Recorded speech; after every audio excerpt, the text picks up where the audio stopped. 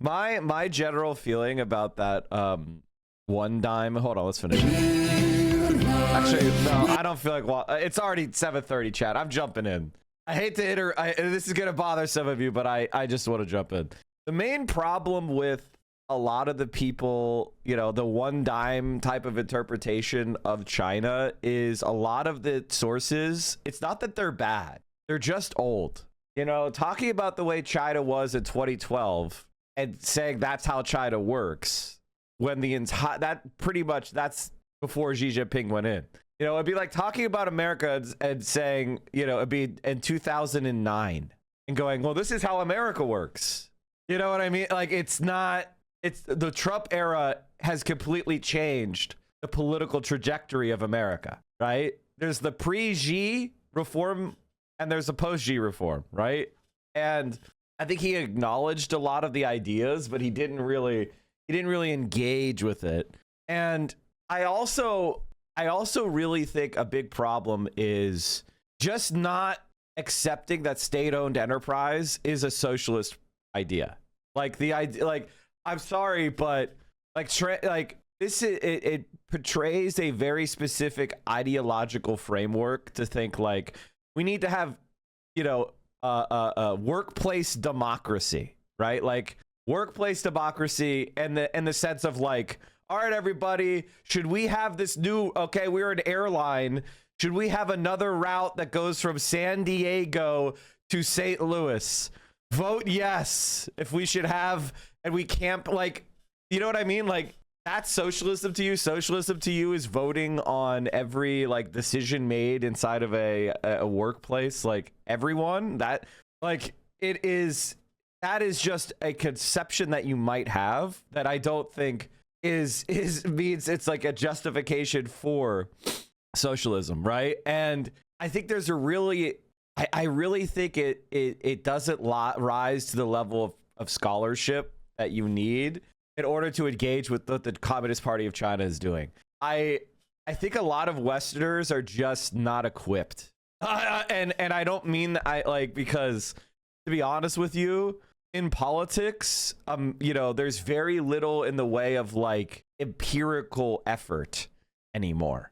One of the problems I have in general with most people is they don't believe in empiricism in politics. Like, we get into this realm and then it's like, we don't want to test. We're not going to like test things and see how they work. That's almost like offensive. Like, all their political ideas have to happen a priori from their mind, from their, you know, they can't do something and then look and see if it works and then go, okay, that's working, and therefore we're going to adopt that policy. They can't do that. They don't want to do that.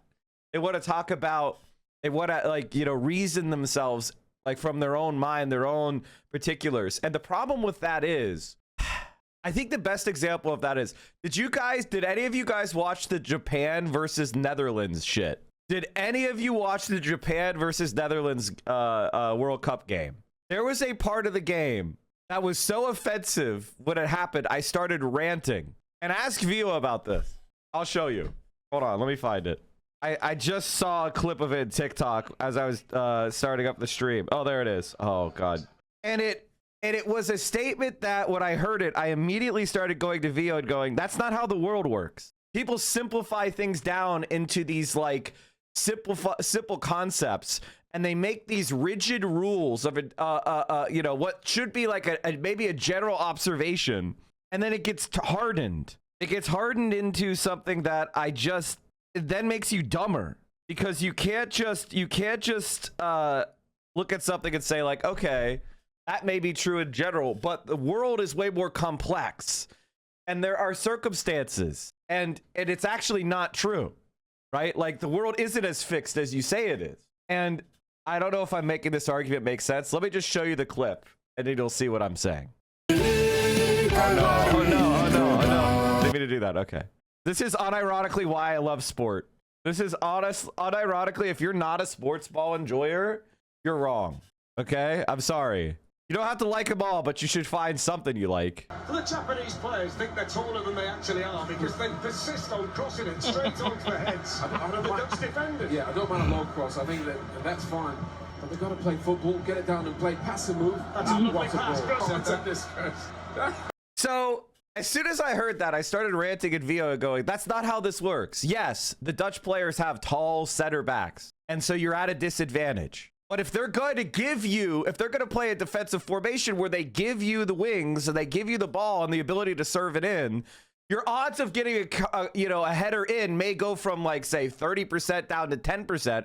But if you get so many more shots in from that, if they're leaving that strategy open, a lower percentage is still the right strat to take. This is actually how people fuck up, is they don't take what is being given to them because they have some rigid rule in their brain, some sort of like prejudgment, some sort of like ideological commitment that blinds them of the opportunity that's in front of them.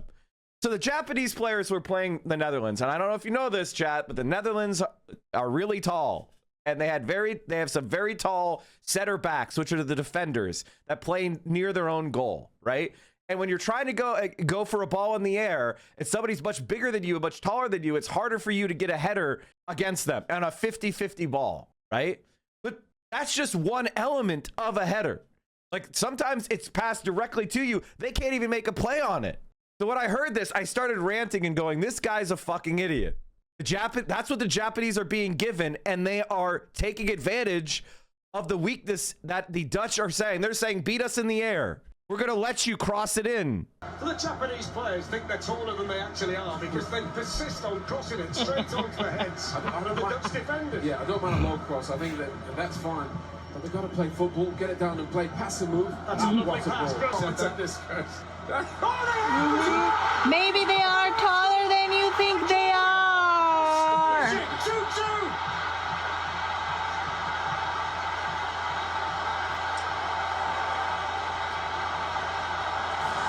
And like, okay, so why am I showing you this World Cup goal? I'm showing this for you to understand that this is something that I struggle with communicating to people, because so many people, they default to very rigid interpretations of the world. And that was actually a major flaw of the Soviet Union. One of the major flaws of the Soviet Union was that they had interpretations that were contingent. There were decisions being made by the Soviet Union. Maybe they were even the one that was best, that was the best decision with the evidence they had available at the time. But then the world showed that that decision was not working. And instead of going like, hey, we're doing scientific socialism here, that's not working, let's adjust. They made it into an appeal about how socialist you are. All socialists believe this, and if you don't believe it, then you're not a socialist. That was the problem of the Soviet Union, is there was an inflexibility, there was a dogmatism, there was a political and social enforcement, and it led to failure. And when I watched One Dime's video, I unironically thought that's what he was doing toward China. There was not really, like, there was it's a Western thing. Like, there is a contemptuousness toward the Communist Party of China. There is this kind of like they think that the communists are not doing what they say they're doing, except they do exactly what they're saying every single time. And it's weird. I don't get it. It's, oh yeah, they say they're building towards socialism by building up the means of production, but no, they're not. And it's be like, but yes, they are. They're literally focused on raising the standard of living of everyone. Oh, they're only doing that to keep power. If politicians do things to make our standard of living better, and you're objectively seeing how it's improving better and faster than every other country in the world, maybe who cares? Maybe we just look at that and say, hey, they're improving the lives of Chinese people, and their Chinese people's lives are improving faster than everywhere else. Maybe that is actually evidence that it is socialist. He wants Nordic-style capitalism. But in order to have Nordic-style capitalism, you had to have a contingent historical reality. The Nordics happened because of a contingent historical reality. They had strong socialist movements, and the Soviet Union existed. So the capitalist class was very concerned about revolutionary. So they were willing to grant concessions, and geopolitically, it made sense for the United States for them to allow those capitalists to make those concessions because of the geographic proximity to the Soviet Union, right? And they actually played on Nordic nationalism to keep them separated from the Soviet Union.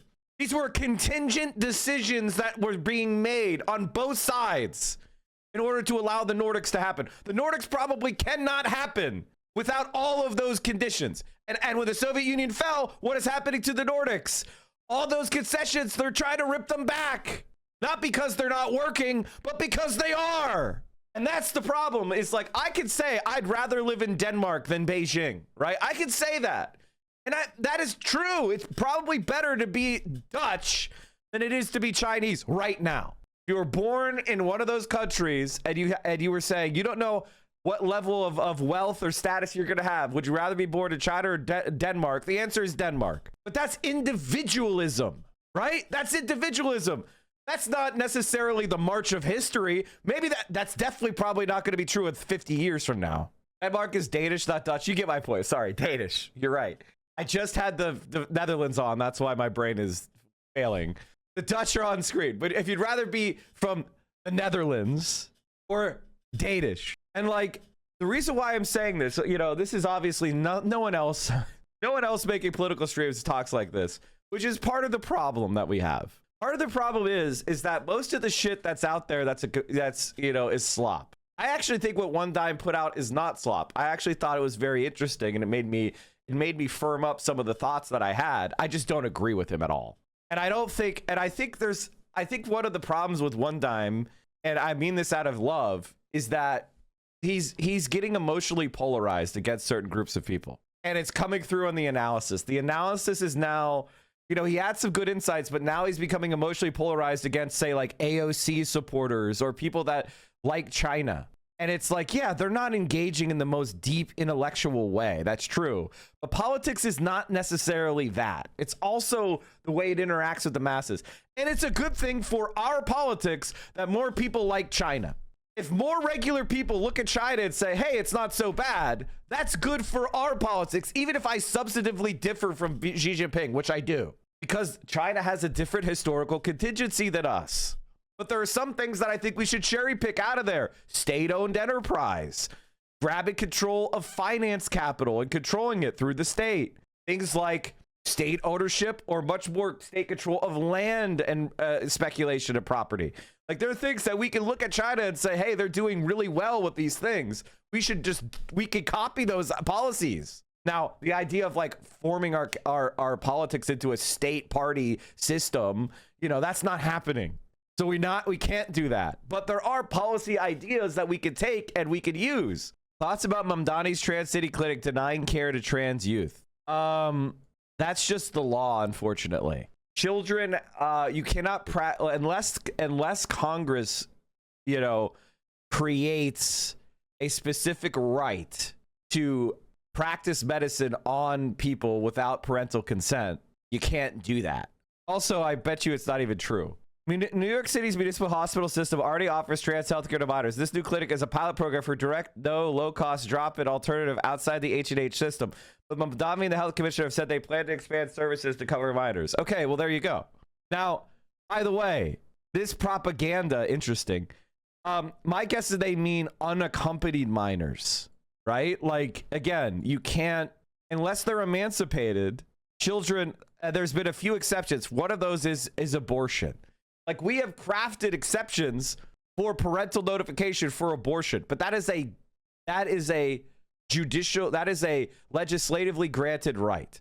And that only exists in some blue states, not all states. I'm pretty sure in Pennsylvania, if you want an abortion, you need to have parental consent. I think the Pit even had a scene about this. The only real L's from Zoran are yimbism and not firing Tish, but firing Tish will come eventually. I'm all sure of it. Okay, like, again, that's such another good example of like serious versus unserious commentary. A lot of the people that want to hold over Tish over Zoran's head, they're putting the cart before the horse. And they're exactly the type of people I don't want in our movement because they're kind of stupid. And I'll tell you why I'm saying that. Because New York City, the NYPD's political power is very strong. If you're attacking Zoran, you're attacking somebody who's sympathetic with your position, who wants to reform the NYPD, but is being constrained by the NYPD's political power.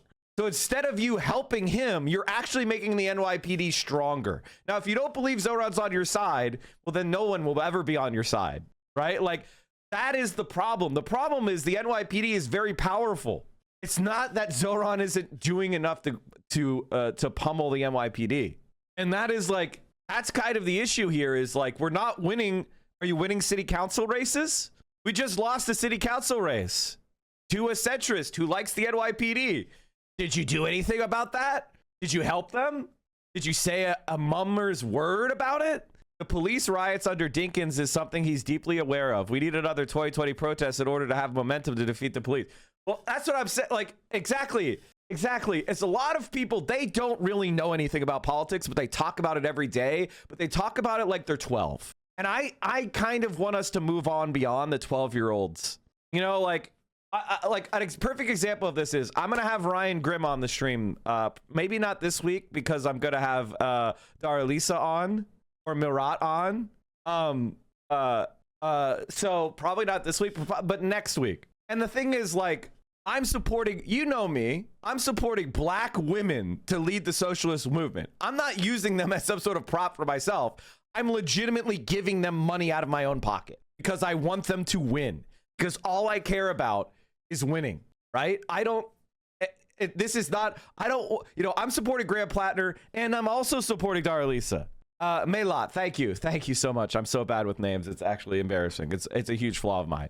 I need to do a hyperfixation where I just focus, like learn on how to pronounce everyone's name and just like memorize. Like I was a Che Ose super fan. I wanted him to primary Hakeem Jeffries. Like, do you see that? Like, if you legitimately think Hassan or I or Ryan Grimm or these people are racist, that's crazy. Ryan Grimm, I didn't agree with his interpretation, and I didn't agree with the way that he explained it. But I think he was reflecting on a certain anxiety that exists out there, which is a lot of people like to make very lazy Bernie bro type arguments. That's what they did in 2020 and 2016 against the left. They said it's led by white men, even if when it wasn't. It was used in the Democratic Party to attack the left. When Zoran Mamdani won, he won white men. Women did not vote for Zoran in the primary. Men did, especially young men, especially white young men. They were overwhelmingly in Zoran's camp. Does that mean that Zoran is the racist candidate? Like, does that make sense to you? I think what I'm trying to say is like the way that Ryan talked about it is Gen X brain rot, not the effective way of talking about it. But there definitely is a cynical use of identity politics against left-wing, you know, white men. There is a cynical, and we saw it with Bernie. Like, it's not like I'm making it up and it's not about me, but they used it against Bernie. And now that same playbook is being used against Graham Plattner, where there's these bad faith, like, you know, because within the Democratic Party, within the left, we recognize white privilege and we try to work against it. And we know that white men are given extra fucking credit in our society. We do know that. But like, it's a very important part of our movement. Like, do you guys know that without white men, Barack Obama does not win the presidency without getting a lot of white men votes? 41% of white men voted for Obama. 41% of white men voted for Obama. Now, on net, that means more voted for John McCain, right? But if that number goes down, Republicans win. You understand that, right? Like, we need to have a large fraction of white men voting for black women candidates in order for them to win. Now, I'm not saying you make appeals to them based on their whiteness. That's not what I'm saying. That would be racist. But to say that there is, like, we can ignore these swaths and we play on the turf of the right, where we do this kind of like, where we reify white identity as an organizing principle of the right, we have to work against that. So how do we work against this? Not by pandering to whiteness, but by talking about a cross-racial coalition. That's the antidote. It's not like, you know, if you're not self-flagellating enough, I don't want you in the movement. That's how you lose to fascism. And by the way, all these people I'm talking about, they're not voting on their whiteness. They are white, which is something society puts on them and they have privilege from. But that's different than organizing around their whiteness. Do you understand what I'm saying? And in Maine, 95% of the people are white. So of course we're going to help a white leftist out of Maine, because almost all the people in Maine are white. So the guy who's going to come up and be the left-wing leader is probably going to be white. That's not that important or noticeable, to be quite frank with. Now, if Grant Plattner was out there raging against reparations or talking about welfare queens or trading on whiteness as a way to vote for him, he's not. He is not doing that. And I think it's a little bit weird to try to put that on him, which is exactly what they did to Bernie and exactly what they tried to do with Zoran, by the way. It's exactly what they're trying. They did that to Chris Rabb. They said he's got the vote of the gentrifiers because Chris Rabb, he won because white people voted for him at a very high rate. In Philadelphia, white people voted for Chris Rabb at highest. He won because of white people. That's just objective reality. We're just looking at it. And why is that? Well, his politics, very far left politics, appeals to a certain type of person, certain type of community, which is ultra politically aware left-wing people, which oftentimes are upper class or middle class, college educated white people. The intelligentsia, which doesn't just include white people, includes people of all races. But that is the type of white person that likes the left-wing candidates. Even though on issues of race, Chris Rabb was to the left of the other candidates, he did poorer with black people. He finished a close third with black people. It was split relatively evenly between the candidates. But he won because he got 80% of white voters. Does that mean we don't like Chris Rabb? I mean, it's just, all I'm doing is describing the political reality. And if you want to win power, like really win power and get policies changed, I think a lot of people don't really care about that. I really don't think enough of you care about that, which is if you want reparations, if you want intersectionality in Medicare for all, if you want better public schools, if you want higher, if you want better public transit, we need to win power, which means getting 50% plus one in these elections. And there are certain things that are done that to divide and defeat the left. And one of them is racial politics, like the type that the liberals are happy to do, which is they're happy to stir up racial conflict to frustrate what? A class conscious, cross-racial, working class coalition. They're trying to, that's the oldest trick in the book. And like, if you're playing into that, if you're helping the liberals, if you're assisting in that, then you're really on the side of Zionism. You're really on the side of whiteness, unironically. I don't understand why we're still arguing over this shit because it feels like we're close to fucking fascist concentration camps. Well, exactly. It's part of the way of disarming the left's resistance. If you think people of color talking about, what's this? Talk about their perspective as grievance, you are delusional race. I could agree more. Like when we watched Chris Rabb, when we watched Chris Rabb, do you notice how when I watched what he actually said, I didn't think it was that bad? I thought it was completely normal. And it was right. And I think it's good to point out that black men are not traditionally given the same latitude. Like, look at the way Obama was treated versus the way Trump is treated. I think it's pretty clear that if Obama had 3 baby mamas, he wouldn't have been president, right? Like, you know what I mean? Like, let's be completely honest. That's completely true. That's completely true. But, and this is the big but, capital B but, Graham Plattner is not running against Barack Obama. He's running against Susan Collins. Graham Plattner is not running on a whites first policy. He's running on policies that are going to help black people more than white people. You know that, right? Like, Medicare for all helps black people more than white people in this country. Like, that's a fact. That is true because white people overwhelmingly have insurance because the system is designed for their benefit. There is an insurance gap and an insurance quality gap that disproportionately harms black people. So when Graham Plattner says, I support Medicare for all, what he's saying is, I want to invest more money per capita for black people. I want to improve black people's Medicare quality. That's what he's saying. That's what the policy is. And I think if we're going to be on the left, we should be pointing that out.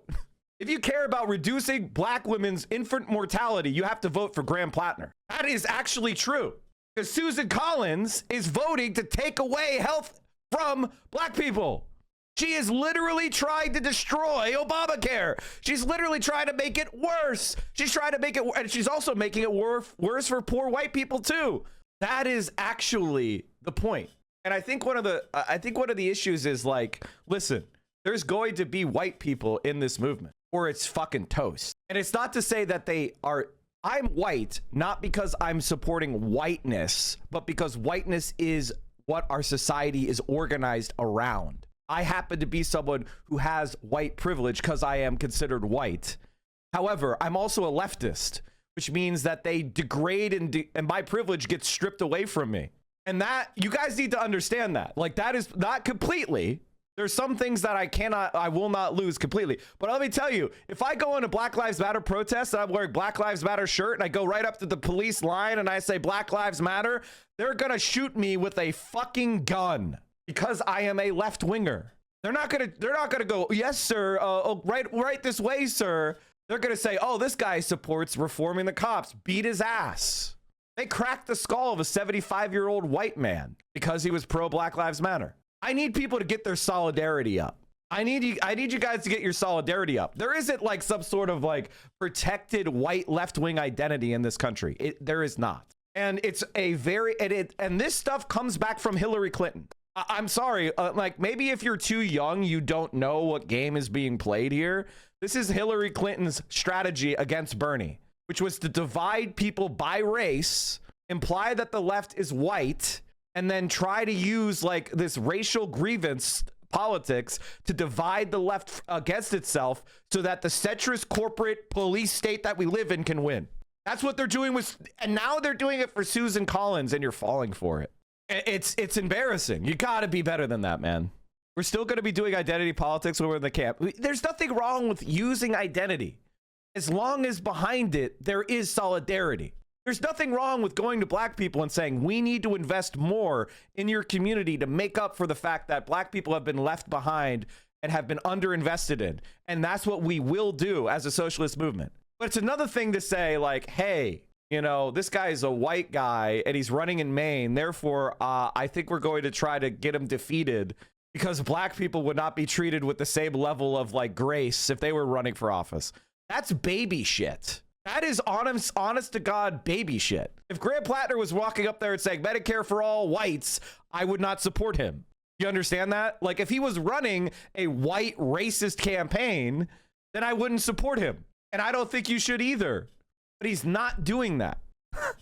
And it's kind of important that we focus on that. And like, you know, part of any movement is, you know, listen, if you're under the age of 25 and you're new to politics, I get wanting to make your mark.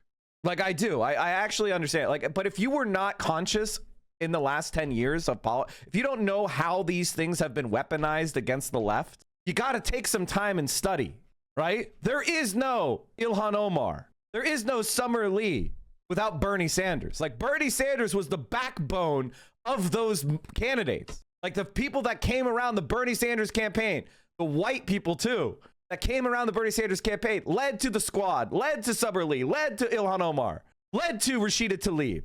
All of these guys, all these people, they had Bernie Sanders volunteers for 2016. That was the core of their movement.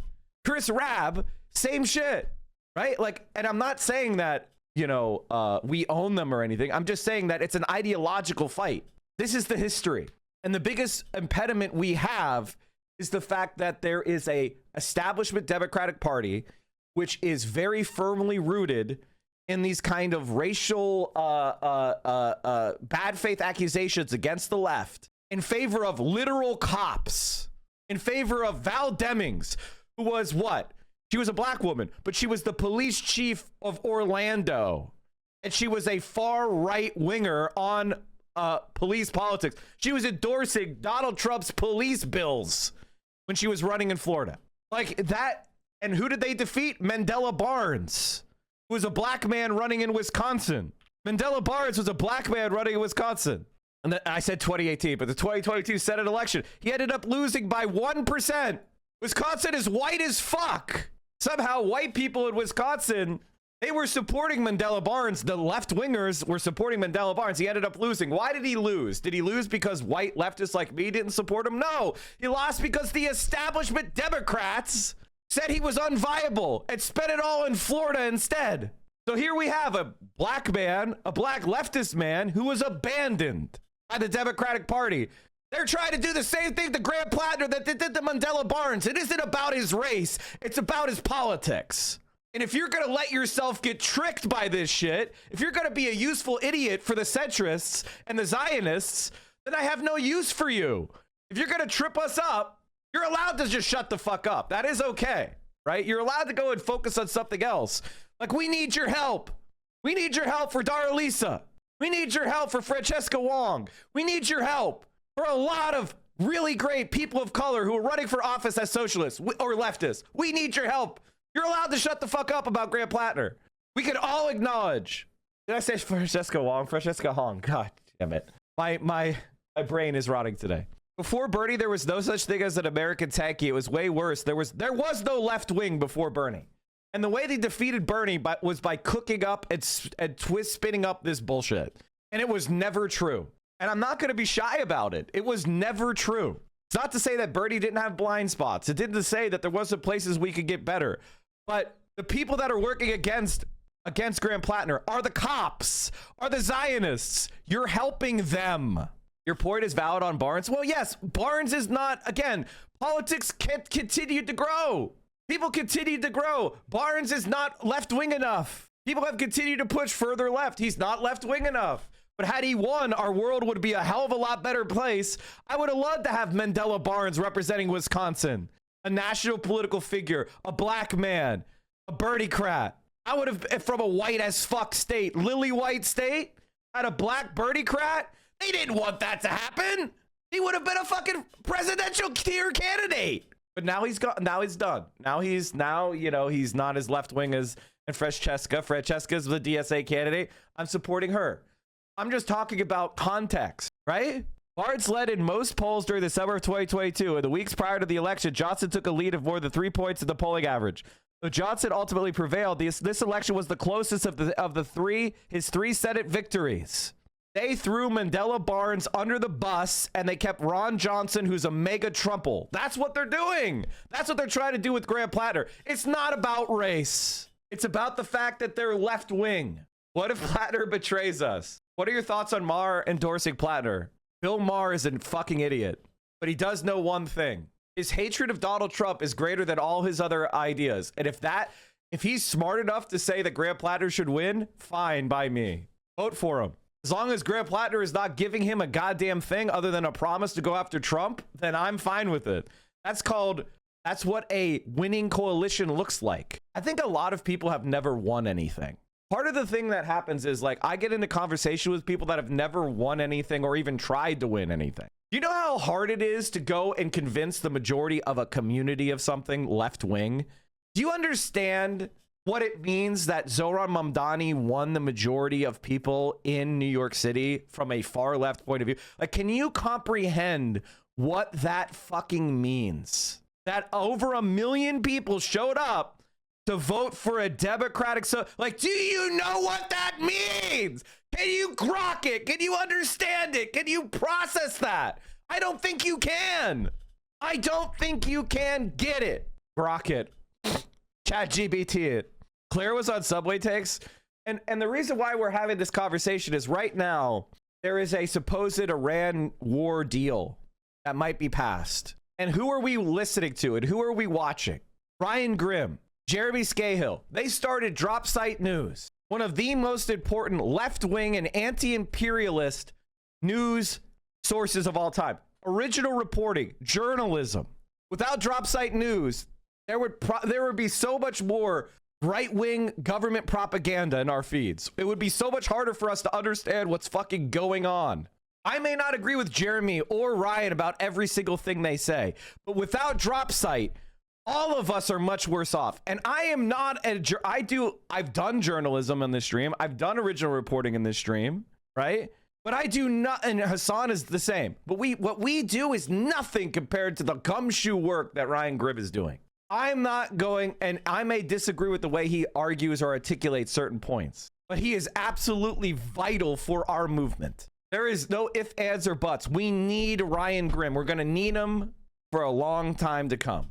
I've heard people fantasizing about Plattner hiding his Islamophobic power level. I don't know if I should call them out as stupid or should just let them get away with saying idiotic things like that. All right. I posted something on Sunday. You may not have seen it, chat. There is a deep shame and anger and a horror at the fact that we as Americans are complicit in this. You know, I think Graham Plattner put it best when he recently said, our taxpayer dollars should be building schools and hospitals in this country, not bombs to destroy them in Gaza. And there is that deep sense of the contradiction in our politics. You know, you guys think that Zohran Mamdani is protecting an Islamophobe? Is that really what we're saying? Is that what we're saying? And why hide your Islamophobia? We've got Democrats calling for fucking Muslims to be deported who are not even, it's not even a scandal. Like, what do you guys, it's like one of those things that's really funny to me because again, it's a sign that somebody is not really involved in politics. They just use it for clout. Because I go to shit, I gotta tell you, I'm out on the streets. I go to DSA events. Many of you, if you're in LA, you've seen me there. I gotta say, the loudest people, I don't see them there. I don't see you guys on the street. It's kind of odd. I don't see you guys out there. I must have missed it. College allied groups already booked 100 million worth of Plattner attack ads. The GOP plans to spend over 300 million through election day, nearly double their 2020 ad spend in Maine. I want you to understand something, Chad, and I'm going to start, and I'm going to tell you this. If people are not really on board with Plattner at this point, I don't really think they're redeemable for me. There's something severely wrong with their politics if they're like attacking Graham Plattner at this point.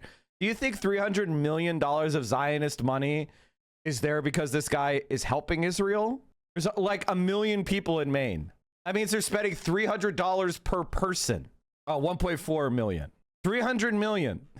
How many voters are there going to be? Like 500,000? Okay, it looks like there is about 800,000 voters for president. So they're going to be spending like $400 a voter. The Israel lobby and the GOP are doing everything they can to keep Susan Collins in power. The Zionists know what they're doing. How come you're not able to like look at reality and go, the Zionists are doing something. I'm going to work against it. And ultimately, like, I will say this, like, if that's not how you operate your politics, I don't want you around me. I really don't. And I don't want any of you guys to, you know, like, honestly, I want you to choose. I want you to choose. I'm sorry, Chad. I'm going to have to make you choose. Either you're going to fight Israel with me or you're going to work with Israel. If you're going to work with Israel, I mean, these people have already tried to, like, get me deplatformed for Israel. I mean, like, I don't know what else to say. Like, you got to choose. You gotta choose. If you're gonna work for Israel, bat and panada, whatever. If you're gonna do that, then do that. Separate yourself from me, please. Like, if you're gonna go and you're gonna work to protect Israel and the genocide, and you're gonna try to wrap it in some sort of moralism, go do it somewhere else, man. I don't think you can be saved. Do you think they're spending 300 million because this doesn't matter? Like, I need you to explain your position. You think they're spending $300 million because it doesn't matter. But the guy whose rhetoric is overwhelmingly to the left could turn out to be a bad guy even though, so we should support the person who outright says genocide is good. We don't have the right to not do anything. We don't have the right, we don't have other choices. Let's say we win in North Carolina. Let's say we win re-election in Georgia. Let's say Abdul wins in Michigan. We don't have any movement. Let's say we also win in Ohio with Sherrod Brown, who's like down in the polls. Even if we win with Graham Plattner, we still don't take the Senate. And that's winning a seat that we don't win in North Carolina. We've tried many times. A seat in Ohio that's heavily biased against the left. And that's holding on to Michigan, which they're going to do the same thing they're doing to Graham Plattner. They're going to do the same thing to Abdul. They're going to spend another $400 million. We'd have to flip Texas, which has never happened. We'd have to flip Montana. We'd have to win lily white Iowa. We'd have to win in Nebraska with another lily white candidate who's worse than Graham Plattner, worse than Graham Plattner, worse than Graham Plattner, worse than Graham Plattner, worse than Graham Plattner, worse than Graham Plattner, worse than Graham Plattner, worse than Graham Plattner. On the policies, every single other Democrat is worse than Graham Plattner. The only one who's better is Abdul, who, I don't know if you noticed, we've been supporting since the beginning. White, white, white, white, white, white. It's not like they're not white. And this isn't a state where there's a very large black population where you could justify, you know what I mean? Like Maine is 95% white. Why is Graham Plattner being white some big fucking deal? This is the pro-APAC senator down here in North Carolina. When's the last time you heard Roy Cooper's name mentioned on any of these grifter channels? Charles Booker, I'm sorry. This is one of the reddest states in the country. It's not happening, man. Like, what do you want me to say? Like, you know, I would love him to win, but it's one of the reddest states of the country. What do you want me to say? Okay. Like I go out there. If you're in Kentucky and you want to work on the campaign, have at it. I want him to win. The last time I saw a Roy Cooper fan was Edgermentum. Yeah, classic. Why do you think, and like, by the way, the reason why we get so much Graham Plattner coverage and conversation is because the Zionists are paying for it. If you are going against Graham Plattner, they're boosting your shit. That's what's happening. So, and everyone knows this. If a creator, they know why doing anti-Graham Plattner shit, Zionists are boosting my shit. They know that. They're doing it anyway. I need you to know that. I need you to accept that. Everybody who's spending a lot of time going after Graham Plattner is being boosted by Israel to help them do their genocide, and they know that. I know it's going to break some people's parasocial brains to hear it, but we're not naive. We're creators. We know how this shit works. We look at this shit. I'm doing this even though it hurts me because it's what's right. I'd rather have 4,500 people in this chat who are intelligent than 5,500 people that are dumb as dog shit. And that's why I'm doing what I'm doing. I know exactly how much this costs me. I know exactly what, what kind of people, I'm going to lose the 300 worst people out of this community. It is what it is. Isn't Sherrod Brown just a shitty dino? No, unfortunately, Sherrod Brown will probably be in the top 15 or 20 best United States senators if he wins. Just to give you a concept of how right-wing the Democratic senators are, Sherrod Brown will probably be one of the better senators. And why is that? Because he is at least winnable on Medicare for All. He was the original author of Medicare for All. The first Medicare for All bill was written by Sherrod Brown, although now he's become a public option guy. He's very pro-union, and he's anti-Wall Street. But he's bad on Israel, and he's bad on other shit. But compared to the rest of the Democrats, he'll be better than the average Democrat. This isn't a disagreement. This is, I know what I'm talking about, and you don't situation. Right? Like if you hear me say that and you think it's wrong, you just don't know how bad the Democratic senators actually are. You actually don't know enough. I'm sorry, but this is a knowledge gap. Who are you talking to? Everybody who tries to disagree with, like, some of the things you just don't know what you're talking about, and people just go by vibes and they start saying shit. And because they're used to being in creators that don't know anything, and so when they spout their vibe shit, the creator just kind of floats with the vibe instead of telling them, no, you're wrong. You don't get that a lot. In other creators, you don't get no, you're wrong a lot because they're floating on vibes. They don't know shit either. Who are they going to tell you you're wrong? Because if I say you're wrong, I have to prove you're wrong. I have to like bring up facts and evidence, right? So if I don't know my ass from the hole in the ground, I could just float on the vibe and just nod along. That's why they're always staring at their chat, because they don't know what the fuck they're talking about. You're wrong about Roy Cooper, Mike. What am I wrong about? Is Roy actually better than I thought? He's DMFI, JAC, and J Street. 82,000 from the Israel lobby. I mean, maybe he won't be that bad. Bro, you and Hassan are on a tightrope, literally losing viewers because you're against Israel, so you lose Zionists, and then you lose the brain dead viewers that you could gain if you just went the anti-Semitic route like Nick Fuentes. Because I'm against anti-Semitism. It's because we're principled leftists and we want the left to win, and we're never going to win if you're all dumb as fuck. In order for the left to win, we have to actually have discipline and intelligence, and we have to work together because we are getting fucking bombarded. They're not losing viewers? Absolutely. Did I lose? What the fuck are you saying? Of course I have. What the fuck are you saying? What the fuck of course I have. Your viewer count is pretty stable. I mean, yes, it is because my audience is actually not dumb. I've already trained you guys to reject this dumb shit over the years. But people come in here and I have to fix it. I start seeing dumbass shit happening, and then the reason why I have such a strong program here is because if I could get all 4,000 of you on board with what I'm saying, we can then influence other communities.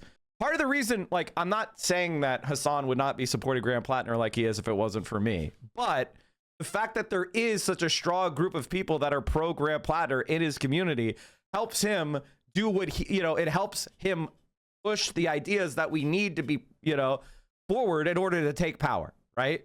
Like, it's all part of a larger program. We gotta have people that are disciplined and on side in order for us to do what needs to be done. Because a lot of the arguments that are made by the anti-Graham Plattnerites, they are superficially appealing. They are emotionally appealing. They appeal to your pathos, right? They, you know, listen, the crimes that were committed in Iraq and Afghanistan are fucking horrible. And I want to punish those people that did those crimes. I really do. I really, really fucking do. And we're powerless on the left. I unsubscribed because you kept calling us dumb and you're the most arrogant and condescending person I've ever encountered. Okay, bye. You're exactly the type of person I want to leave. Like, you're exactly the type of person I want to leave because nothing you said was about facts. Like, you're exactly the type of person I want to leave. That's why woke one has got to go, right? Because it's not based on any kind of like formation that's trying to achieve anything. It's all interpersonal advantage, right? That's what woke one was about. Woke one was about getting a sinecure or a job as a diversity instructor. Mostly white women, by the way. It wasn't about diversity. It was about grifting off of diversity. That's why woke one lost. It wasn't about achieving something. It was about interpersonal grift. I'll get hired. I'll get a job lecturing people about how they're racist instead of actually implementing anything that challenges whiteness at a societal level. It's weird how people want their hug box. I don't want those people here, which is fine, right?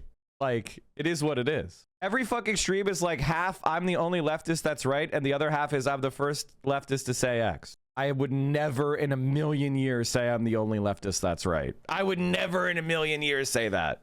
I would never in a million years say that. What? I would say there's not a lot of leftist streamers that are saying these things because it's true. I watch them. I'm not, you know, like, I show you the people that I think have insight. It's just people crying because they don't have integrity. Well, it's because they got tricked. It's embarrassing to be tricked. But, you know, I spent some time in securities arbitration fighting against people that tricked people. You know, one of the things that I learned, which is why I tell these people to leave, is because when somebody's tricked, they're the last person to believe it. You could have every single person around them, their wife, their kids, their parents, their pastor, they're all saying, hey, man, that guy was a grifter and he stole your money. And they'll say, fuck you to their own family. And they'll go to their grifter will be getting prosecuted for fraud. They'll go to the fucking trial and testify on behalf of the scammer. Because the ego destruction of being tricked and admitting it, that takes such a level of maturity that a lot of people don't have. That's why whenever a pimp is prosecuted for exploiting people, a lot of the people that are in his corner are the people that he exploited. Because he creates a psychological prison of their own ego. And it's fucking dark, but it's true. I'm not here to protect those people's egos. I don't give a shit. I'd rather all of you see what's happening so you're resistant to it in the future. I can't. Some of these people that have been fooled by like Bad Empanada, they can never be unfooled. They're always going to be stupid for the rest of their lives now. Because their entire ego is now dedicated to proving the point that winning power in America is actually not worth doing, and it's all going to be a betrayal. It's all going to fail. It's never going to matter. Their egos now have to make that true. If, for example, Graham Plattner wins and AOC wins the presidency, and then they withdraw weapons shipments from Israel, and then Israel starts to have, you know, a population of settlers starts fleeing Israel in the West Bank, and then eventually there's some sort of collapse, and the movement keeps growing, and then we sanction Israel like we did South Africa, right? And Israel, as we know it, collapses. These people will say that AOC winning and Graham Plattner winning didn't matter. It was all inevitable. Like, they're never going to say, like, oh, yeah, you know what? It turns out you guys were right about that. It was right that, you know what? We needed to have people that were anti-Israel in power, and they were able to put pressure on Israel to get it done. And it was a combination of both international pressure, America cutting off the umbilical cord of settler colonialism to Israel, and of course the indigenous resistance. And that, as a mosaic, defeated Israel. They'll never say that. They'll never say that. It doesn't matter if that was true in South Vietnam. It doesn't matter if it was true in South Africa, right? They just have a fixed ego, and there's nothing that can pierce that bubble. There's no evidence. There's no argument. There's no logic. Their ego is in the idea that working on the electoral left doesn't matter, and no evidence will change their mind. It doesn't matter if socialism grows by 10x if AOC runs for president, DSA gets 1 million members. They will never say it was a good idea to support her. Nothing can happen. These guys are fixed. They are immobile. There's no evidence that can change their mind. Nothing. And that is why they're stupid. That's why I want them gone. Because if you're not open to having your mind changed, then you have no use to me. You've declared yourself my enemy. You're never going to change your mind. Fucking leave. How does someone's brain get like that? Well, it's about identity formation, right? You have to understand that all of us are nursing psychic wounds. Not to psychologize too much, but all of us are nursing certain kind of identity vulnerabilities. For me, I put a lot of stock in my intelligence, right? So if I ever feel stupid, that wounds me psychically, and I have to like really work with that. But because I'm mature, I've recognized that my intelligence is based on my process of correcting error, not being infallible. So I've created a cognitive behavioral therapy-based coping mechanism of when I have an error, intelligence is correcting that error, not never having any. And I consider myself intelligent because I correct error as soon as I find it. And so I'm constantly reforming and reevaluating my worldview and changing based on the new information that comes in. But for some people, they have declared these, like, I'm a good person because I'm a socialist or a leftist. And anybody who challenges the way that I conceive my own positions is a bad person. And I'm gonna lash out against everybody who challenges any of my views, and I'm gonna make them pay a price for disagreeing. Well, guess what? I'm gonna pay that price with interest. I'm a veteran of the Third Psych War. Thank you for recognizing my part in playing your mind for the Vine Vampire. Well, no, it's just like, guys, we're in a fucking death struggle with Zionism in our movement, and you're helping them. And that doesn't cause you to hesitate? Every time I end up lined up with Zionists, I stop what I'm doing. It hits me in the head with a hammer, and I'm like, it's like Brad Lander. What makes me hesitate about, Zoran is Brad Lander. Brad Lander is the guy who's going to stab us in the back. You guys are talking about Graham Plattner. It's Brad Lander. It's very clear that's the guy who's going to stab us in the back. But guess what? But the reason why we support Brad Lander is because he helps diffuse accusations of anti-Semitism. Prominent Jewish politician. He goes and he stands next to all these anti-Zionists and Muslims and says they're good people. Yes, 18 months from now, he's going to vote for Israel against us. He's a liberal Zionist. But tactically right now, he's helping us. Okay. Just know that he's going to do that. Don't be fucking surprised. Maybe I'll be wrong about him and he'll turn out to be better than I thought. But if you want to know who I'm worried about, that's Brad Lander. But right now, he needs us for power. So he's on our side. But after he's in, well, then that's a different question. Satan Nahu had a shrine to the COVID shot in his office, but that doesn't stop you from advocating for the cancer shot. I want you to understand something. Israel was the fastest vaccinated population in the world. COVID vaccines work. You think they're injecting cancer into Israelis? Get your shit together, man. He's also far more malleable than the Goldman. Oh, yeah. I mean, he's malleable, of course. He's being like, you can literally see identity formation working on Brad Lander, right? He identified with Zoran, and so he's been moving in our direction, even on Israel. When he's a fucking Zionist, he's still moving again. Now he's saying he won't give any weapons to Israel. That's a dramatic move, but he's still not pro-Palestinian. Like he's still looking for reasons to like stab us in the back. It is what it is. Now, if this conversation is uncomfortable, I get it. I don't like it. I don't like having this conversation. I wish that I could have a reasonable conversation with the anti-Plattner people, but they don't give a shit about what I care about. I care about stopping Trump's fucking reign of terror on this world. And the Democratic Party sucks, but they could at least slow it down. We could slow it down by taking the Senate away. And like, that's just like obviously true. We don't have time to go like, well, why don't we start our own third party and then work over the next decade? No, we don't have that. Now, if we have a situation where a dirty break happens like they have in the UK, notice that I'm supporting the Green Party in the UK. Notice that I'm 100% behind the Green Party in the UK. I'm not anti-break. I'm not anti-third party. Just give me a situation where it actually seems like it might work and I'll do it. Leftists who think medical science isn't corrupted by profit motive are actually delusional. Oh, I agree completely. You know who else got the vax really quickly? Murdoch and Fred. Same people who ran the anti-vax propaganda every time. All time for hogs. Yeah. I mean, all the anti-vax people got vaccinated. All the big like right-wing commentators got vaccinated. All the ones promoting the anti-vax shit got vaccinated. All the rich people cut the line to get the vaccine first. The reason why the vaccine shit comes up is because humans have a cognitive bias for purity, and injection is a it is not something that we really do in nature. It's a construct of human society which goes against our instincts. Having something pierce your skin and then injected to you is something that we are kind of in our monkey brain designed to reject as obviously a bad idea. Like, you know, it's like a snake injecting venom into you, or you know what I mean? Like, it's just something that we, in our instincts, we feel bad about. It's, you know, penetrating our skin, injecting us with a foreign substance. There is a kind of like base rejection, and it goes against our purity instinct, right? That's why people are so fucking fixated on it, because it's their monkey brain. And I understand it completely. It feels weird when you're getting a shot. Right? It's not something where you're like, yay, I'm getting a vaccine. You're like, ugh. Like, even me, when I got the shot, I was always like, ugh. You know, you always have that kind of feeling like, ew, I got a shot.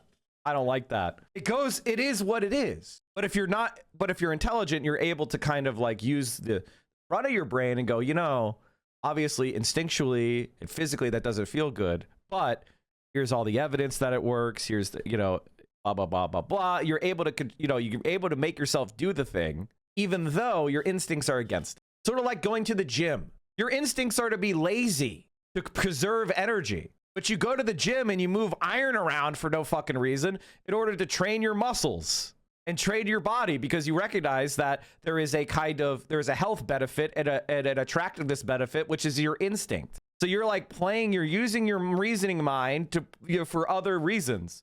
Right? You understand being sedentary actually causes long-term harm. So you go to the gym, even though it feels like you don't want to, because it's nice to be lazy. This is your front of your brain fighting against some of your instincts in order for your long-term benefit. Holy shit, this topic is bringing out all the weirdos in the chat. I'm not even offended by people, you know, asking questions about vaccines or whatever. The reason why we have such a weird vaccine culture is because we're too individualists in our society. I don't even think there should be a question.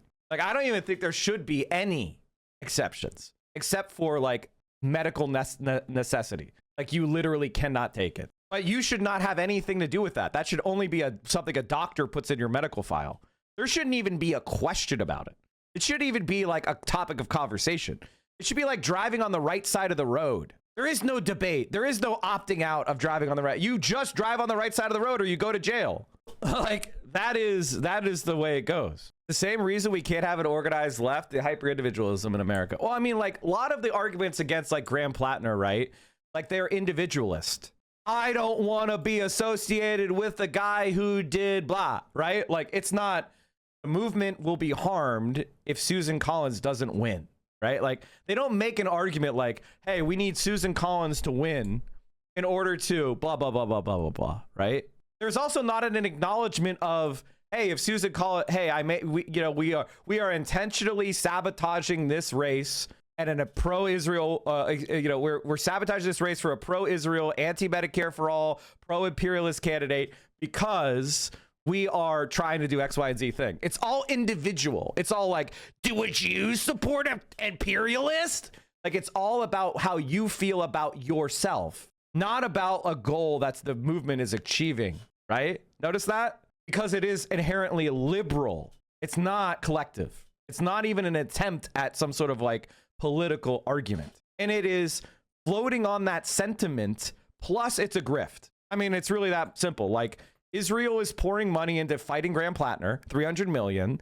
If I'm an anti-Graham Plattner person, I'll get boosted by the algorithm. I am going to grow my channel off of that Zionist money, but I don't want to be called a Zionist. So I'm going to say it's because Graham Plattner is not anti-imperialist enough. But the Zionists don't care. As long as you don't vote and don't support Graham Plattner, they're happy. They don't care why you don't do it, right? They are just happy you're hurting Graham Plattner. Because if you stay home for Graham Plattner because you're a Zionist, or you stay home for Graham Plattner because you think he's not anti-imperialist enough, the Zionists are happy. They don't give a shit. The only thing they're looking for is for Graham Plattner to lose. They don't care why you want him to lose. He loses, they win. Remember, the entire post-90s anti-vax movement was started by a fraudulent doctor trying to sell his own personal vaccine patent to the NHS by discrediting the safe, efficacious MMR vaccine. If you're anti-vax, you're cucked to a British scam artist. Yeah, it's pretty embarrassing. This morning, Graham Plattner has secured the Democratic nomination in Maine to take on Susan. And I'm sorry to have these conversations about Graham Plattner, but I gotta discipline my audience, right? Like, I want this to be an audience of politically engaged and aware people. And like, if you're just not for that, if politics is more of like a personal expression for you, the door is that way. And I really don't want to interact with any of the creators you are interested in as well. Like, and it is what it is. It is what it is. I'm going to keep hanging around with Hassan and Caroline and Austin Show and all those other people because they're in my camp on this. Not necessarily like the same harshness against the people that are promoting this scam, but we all agree that Graham Plattner has to win. You know, it is what it is. We all have our criticism. By the way, I'm okay with having intra-left criticism about Graham Plattner and talking about some of the things, like, for example, that black men are not given as much of leeway as white men. I actually think that's a good conversation to have, and I agree completely. But just because Barack Obama would not be allowed to have 3 baby mamas, it doesn't mean we let Trump win, right? Like, and if a black candidate was nominated and he had 3 baby mamas, I would defend him to the death. You know what I mean? Like, my solution to Graham Plattner getting the benefit of the doubt is not to take it away from him and have him be every leftist judged by the bad faith way they treat black men. It's to give black men the right to be redemption too. And if you have an example of me going after a black leftist candidate and not giving him the room to grow, please show me. That would be a sign of me being a hypocrite. I don't believe I've ever done that. Like, if you could give me a time where I did not have the backs of Jamal Bowman or Corey Bush or anybody, let me know. Show me where I'm being a hypocrite. Dr. Campbell is a legit doctor who has a YouTube log before COVID, and his journey with the COVID vax is way more complicated than y'all want to imagine. All you have is character smears. Bro, my wife was finishing her microbiology degree, and I was finishing my evolutionary biology degree when COVID hit. We had professors working directly on developing the vaccines. They are efficacious and safe. You are incorrect and don't know what you're talking about. Of course they are. Of course they're efficacious and safe. You know what's not safe? COVID. You know what hurts you really badly when you get sick with it? COVID. You know what causes permanent damage to your body when you have it? COVID. You know what's really transmissible? COVID. Collins, there are a lot of Democrats nervous that this hurts their chances to retake the Senate. He might not be the strongest candidate, that if they can't unseat Susan Collins. Elijah Manley is a solid Black D candidate in Florida. Ooh, I'm aware of him. He's a mutual of mine.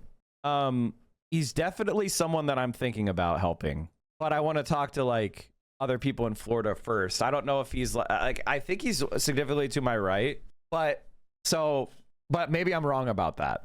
And I don't tend to support any China hawks. For me personally, if someone's a China hawk, I pretty much don't support them like on the stream. It doesn't mean I shit talk them. I just don't support them. So I have to like figure that out. I don't understand he's not the strongest candidate argument because they're lying. Brody D-Tron, they're lying. They want to defeat Graham Plattner. There's different types of people that have Graham Plattner opposition. The first is foreign tankies who are grifting off of American politics, who have they want their American viewers not to be involved in anything to do with the left because of their own interpersonal beef, grifting off of our politics, and are not really interested in any kind of solid international solidarity, and they don't understand America, and they don't really understand the world systems in a deep way, but they understand there's a lot of attention around Graham Plattner. So I just put those people in the camp of grifter. The second is the anti-democratic entryism people. The people that don't want to show that we can make progress by winning primaries and then winning general elections as a Democrat. They have become fixated on the idea that we need to do a dirty break, and they have no ability to read the room, and they have no ability to evaluate their own opinion, right? Like, look at the California governor's race. There were multiple socialist candidates running statewide outside the Democratic Party. How did they do? Did they get control of the narrative? Did they get a lot of votes? Nobody gave a shit. They were irrelevant, and they ultimately made no impact. That's what I don't want the left to be. And I'm not saying that because I hate those people. I'm just saying that strategy was a strategy. It didn't work. Did they change their mind after it didn't work? After the strategy failed, did they go like, why did it fail? What do we need to do differently? No, they are intransigent. That's something that you should notice. If somebody says, let's do something, they do it, it doesn't work, and then they change nothing, then they're not acting in a Marxist way. They're not acting in an empirical way. They're not acting in a scientific way. If you just keep bashing your head against the wall and you never change your strategy and you never evaluate it, then you're not a serious person. So you have the dirty break obsessives. By the way, I am pro dirty break, but I'm a tactical dirty breaker. I want to start a third party when it is tactically advantageous to do so, when it is strategically advantageous to do so. I don't just want to start it. There is a bazillion third parties. Starting another one isn't going to do anything unless we have momentum, national momentum behind it, like they do in the UK. The Green Party was around forever with barely any motion. But then what happened? They purged the Corbynite left out of the Labour Party. And then they became pro-Israel right as Israel did a genocide. So there became a huge coalescing of, and then a populist left leader took over the Green Party, turning away from neoliberal green politics towards populist eco-socialist politics or eco-populist politics. And so you have a confluence of factors where now a third party makes a lot of sense. Charismatic party leader, a break within the center left party that pushed out the left. There's a huge population of homeless political people that now are coalescing. The collapse of the popularity of the center left alternative. Now voting third party makes sense. Do you see how it's conditional though? Do you see how it's contingent on a bunch of other things that happen? If that were to happen in the US, I would support a new party, Workers' Party, Socialist Party, whatever. But we don't have those conditions, so I'm not wasting my time with it, right? Because it's meaningless. It's not going to work. And it's not going to work, not because I'm not yelling that it should work or Hassan is not yelling that it should work, but because the conditions aren't ripe. They are in the UK. They're not here. So I support it in the UK. I support it in France with Mélenchon. I support, you know, do you get it? I support it in Mexico with AMLO and Morena breaking off from what? PRI. It's all conditional, right? I'm ready to support populist and socialist parties when the conditions coalesce around and make it viable, then I'll do it. So that's why what I think about dirty break. It's why you cannot be rigid. It is a thing that you do when the conditions make sense. It's not something that you just pound your head into the wall. That's why like being somewhat knowledgeable about sports can help you understand this. It's like in ice hockey, right? It is 6 players versus 6 players. Now, in most of the game, there is a special position called the goaltender in hockey. The goaltender is a special position that has special rules and special equipment. You get one goaltender on your side.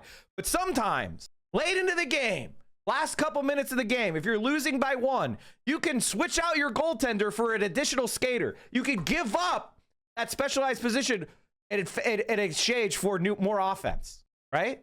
Because losing by 2 goals is the same thing as losing by 1. So you give up that defensive specialist in favor of another skater to try to press the attack, right? So you have an advantage on the attack. But does that mean you should always have, and it works a lot of the time. It works. Having the extra skater helps you score and tie the game. But would it make sense to not have a goalie for the entire fucking game? No, that would be stupid as fuck. People would be shooting across the ice and scoring all sorts of goals. But under certain conditions, you make that decision. That's the thing with the dirty break. That's the thing with third party. It requires a set of conditions. And then when it's right, then we make the move. We don't have those conditions right now. So we're not doing it. I mean, I don't know what else do you want me to say? I want people to like plan for it and look for it and strategize about it and constantly say like, is this the moment? Is this the moment? I want those people there, but I also don't want them to sabotage our other efforts based on the conditions we have now. That's what I want you to be like. I want you to be a smart, ideologically aware, pragmatic, tactically brilliant person. I don't want you to be a dummy who's bashing their head with a club saying, I have a hammer, everything's a nail, everything's start a new party right now. Sometimes that's the right decision. A lot of the times that's the right decision. But sometimes you need a screwdriver. Burger analogy next, please. I don't know about that. The main thing is that you require politicians in office to do dirty break. You need to have nationally recognizable political figures with a large following who have been wronged in some way. That's what creates the opportunity for a new third party. You have to have somebody that millions of people are ready to go behind that you has articulated some sort of argument about why they've been treated unfairly, the system has betrayed its own norms, or the party's betrayed its own norms, and they have a grievance that people can say, that's why we need a new party. That's why we have to abandon this old party, because it's broken. Now, there's an argument that Bernie Sanders should have done that after 2016, but that didn't happen, and that's 10 years in the past now. Not going to work now. Do you think it would have been wise for Bernie to run as a third party in 2016? I don't know. And the reason why is a lot of normies right now are calling themselves Democratic Socialists. And a lot of the reasons why normie Democrats are like Bernie Sanders is because he didn't do that. The average Democrat likes Bernie Sanders and Kamala Harris. The average Democrat likes AOC and Gavin Newsom. That's the truth. That's a truth nuke. So what does that mean? It means if we could take over the Democratic Party, then those people will love AOC because they're normies. They're normie Democrats. I'm not talking about the normal person. I'm talking about the normal Democrat. Now, we are the ideologically aware. We're only a small percentage of the people in this country, no more than 10%. So the fact that I hate Gavin Newsom and love AOC or like AOC, that makes me weird. I'm unusual. I'm the free radical. I'm the Tea Party or whatever the fuck you want to call it. So when I ideologically go after the centrists, AOC, and she wins, normie Democrats are going to support her. But if she were to leave the Democratic Party and start trashing the Democratic Party, they would hate her because they would see her as harming the fight against Trump. And there's something to say to that. It's not completely incorrect. The reason why we're not winning, the reason why people are voting for these lefties at primaries is because they're fighting Trump harder than the centrists are. We're taking normies who agree with us on a lot of shit, but their number one goal is defeating Trump, and they see Bernie Sanders and AOC is fighting against Trump the hardest, so they're going with them. That is our alternative. They're not as politically engaged and aware as we are. So we are taking consideration of that context, and we're saying, hey, when we're talking to regular people and they say, I want to stop Trump, Bernie Sanders, AOC, Zoran, Chris Rabb, whatever, Summer Lee, they're all fighting against Trump harder than the centrists are. And that's how we get to a majority. And then when we have the majority, we're the vanguard. We're writing the policies. Do you think regular people know what the policies are? You know what regular people think about fucking foreign policy? They don't know what the fuck they're saying. I don't expect them to. We have the power. We're the ideological left. We won. We write the policy. Duh. It's like when they get 500 doctors side pledge saying vaccines are deadly. It's all dead to, some people are going to. Like, that's the kind of reality. And by the way, everything I'm saying here is going to piss off the type of person that I wanted to piss off, which is somebody who doesn't really, they want to think politics is just about ideas. I wish it was. I wish it was. When people attack me, do they talk about my ideas? Serious question. When people come after Mike from PA, are they saying, his policy on Medicare for all, not very good. Mike's policy on going against Israel, I hate that.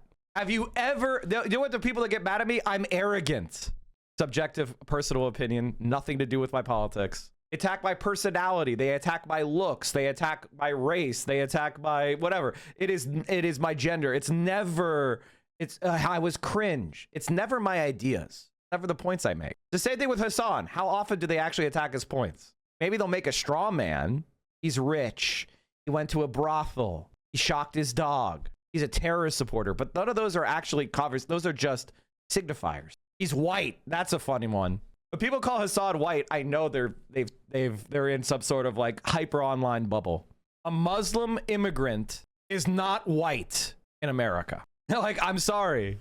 Maybe in Southern California he has like white passing privilege, but he wouldn't have that in fucking West Virginia. I can tell you, if they were to say Hassan Piker, I don't think you walking around Southern United States, they would go white guy coming in.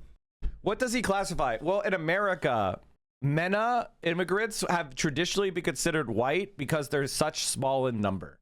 Like on the survey, racial surveys, like MENA immigrants, Lebanese and things like that, Turks, are very low, small in number. So they haven't needed to be racially otherized until 2001. And then we did a racial otherizing using Muslim. So people don't really recognize them as like a race. They otherize them based on their religion. Sort of like how they do it for Hispanics. A lot of Hispanics are white, but they get otherized by their culture. and their language. So it's sort of like racial, but it's not technically racial. It's an otherizing based on a culture or religion, right? Like a Hispanic person is probably a white Catholic. The average Hispanic person in America is a white Catholic, but they don't talk about that. They talk about their Spanishness or their Mexicanness or their Latinness. You know, they're speaking a different language. They're listening to different music. They have slightly different cultural and culinary, folk ways. And where are the Catholics immigrating to? They're not immigrating to Boston. They're immigrating to the Deep South, which is overwhelmingly anti-Catholic. You know, they have evangelical Protestantism, which is anti-Catholic religion. The Ku Klux Klan is anti-Catholic. So there's more of a, if you had Mexicans moving mostly to Boston, they probably would be easier to integrate because of the Catholic. Like Italians got integrated relatively quickly because it's all Catholics up there.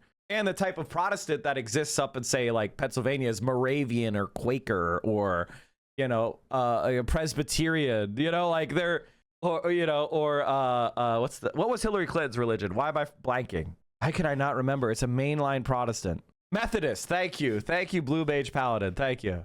Methodist. Hassan said it best. I'm white at TSA until they see my name. Exactly. I'm saying all this shit because, like, obviously I'm a white man. I don't think anybody is confused about that, right? Bernie Sanders is a white man. John Fain is a white man.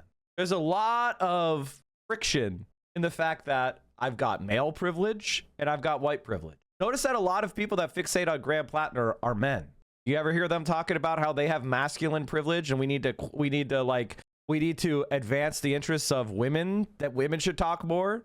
Most of the time when, it is to say that I should talk more, I should get more attention, I should be center of the conversation. I don't think I should be center of the conversation. I'm just part of it. I already, I have my platform and I use it. Of course it's going to have a white man at the center. It's my platform. He's claiming that he isn't really progressive with his economic policy. One of the things about politics is there's a lot of different ways you can talk about it. And being a wonk is not really where most people are, right? A lot of people have, they identify themselves as leftist. So whatever they think is what they think leftism is. Like they'll say like, oh, I'm a left winger. So what I intuit about economic policy is what makes someone left. It's not, though. They'll never take back the Senate. But there might be other paths for Democrats. CNN chief data analyst Harry Enton is here. Remember, Democrats need to win a total of 4 seats and lose none. What are the polls showing right now? Yeah, okay. You'll hear Mike go back and forth on how he's above id poll, then later use it to his advantage. I'm just pointing out that if you're going to be the id poll king, you should probably have a queen that you're advancing, right? Or does misogyny not matter? The oldest oppression is gender oppression. Thousands of years before racial oppression was invented, gender oppression was happening.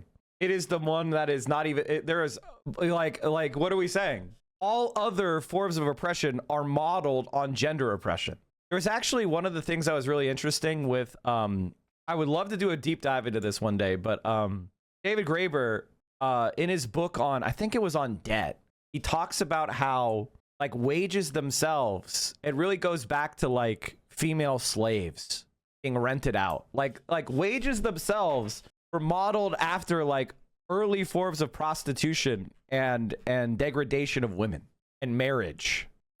Okay, so that is the mathematical equation, right? They need a net one.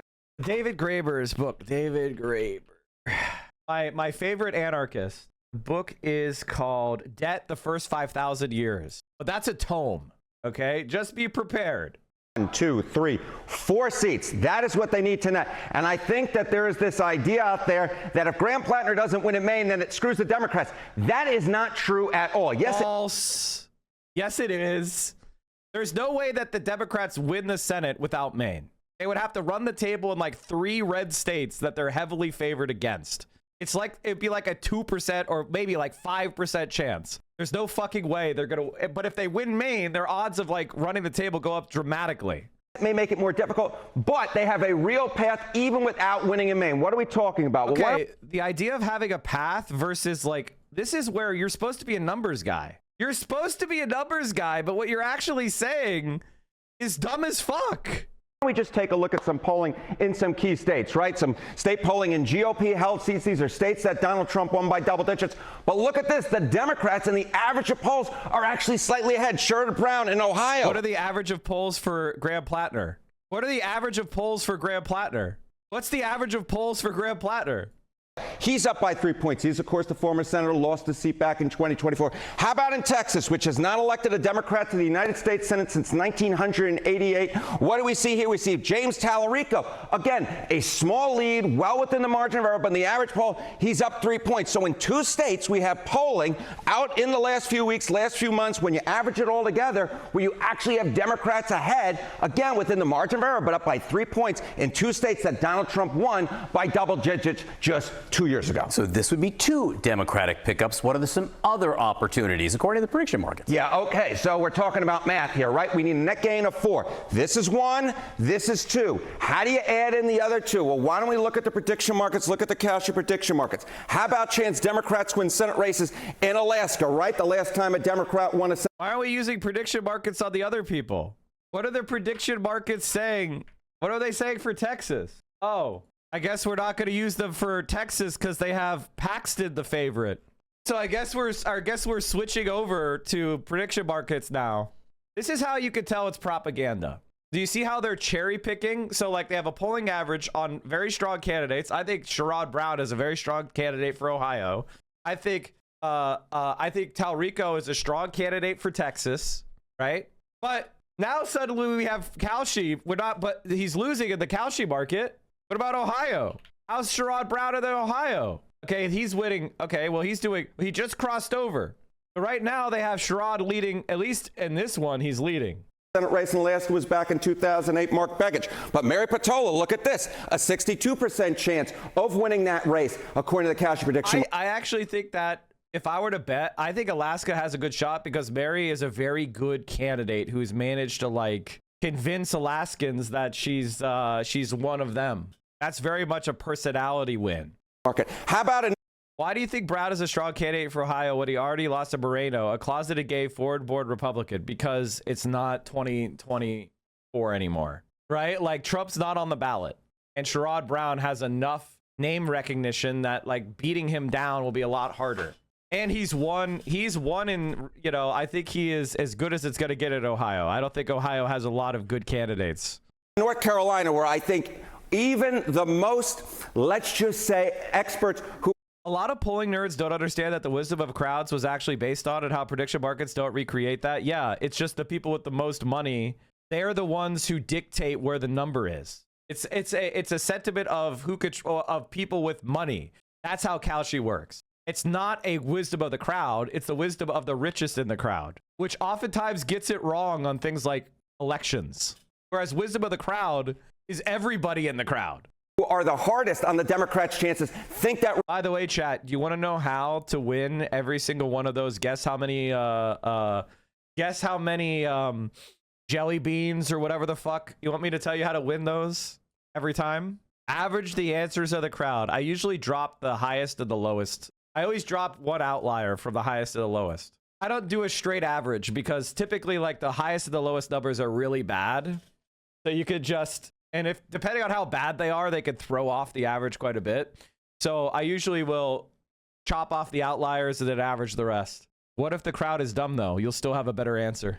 Roy Cooper, the former governor, has a real shot of being the first Democrat to win a Senate race in North Carolina since 2008. Roy Cooper with an 86% chance. So this is 3 and this is 4 when you combine it with 1 and 2. And all of a sudden, we ask the question, can Democrats get to a net gain of 4 Senate seats without Maine?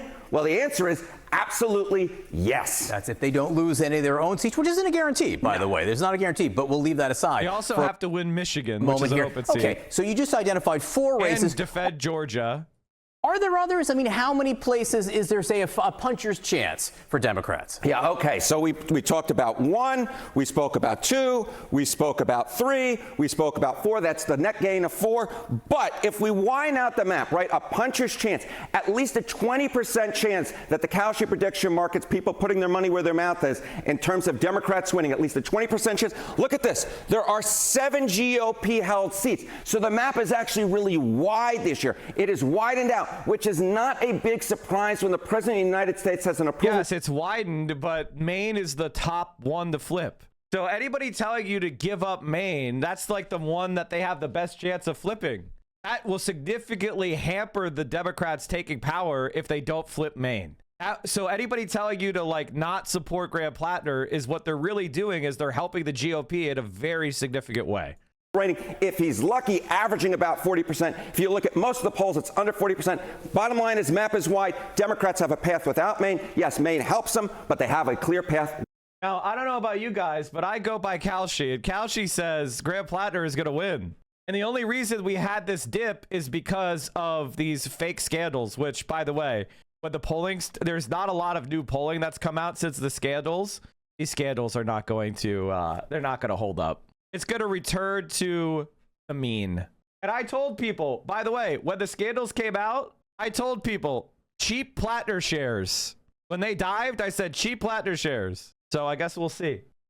Without it. And it's much wider than it is today than it was 6 months ago. People like us talking about this, we're talking in a way that, oh, Democrats don't have a real shot. That shot has changed substantially. It turns out a President south of 40% is approval widens the map for the opposition party. All right, Harry, and thank you very much. Thank you, my friend. People are so focused on the candidates here and maybe not on the broader fundamentals, which is why you have the Republican Senate Committee saying, hey, wait a second here, be careful. Be careful getting too excited, Republicans, that Graham Plattner got the nomination. Susan Collins always has a tough race. I mean, that has been true, for many cycles at this point. But as long as Graham Plattner is talking about Graham Plattner and not about Susan Collins, that is problematic. The NRSC is right to point out that the economy is going to be a headwind.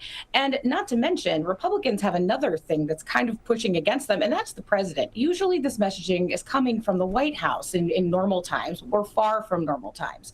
So they're not only having to contend with Democrats hitting them on this, they have a president who is doing unhelpful things like like continuing this Iran war with no end in sight. So this truly, this is going to be a tough environment for Republicans, and they are acknowledging that in Maine and around the country. Yeah, it's so interesting that you say that, Jackie, and Jeff, you weigh in here because, again, the president's got to wage this war the way he's going to wage this war. And in theory, you want to keep political considerations away from it. But the way that it is happening right now, I don't get the sense that Republicans running for re-election are happy. And it's just day after day, and it's getting much later in the cycle. And you were out there with the president. You just don't get any signs that this is something that they are going to pivot from.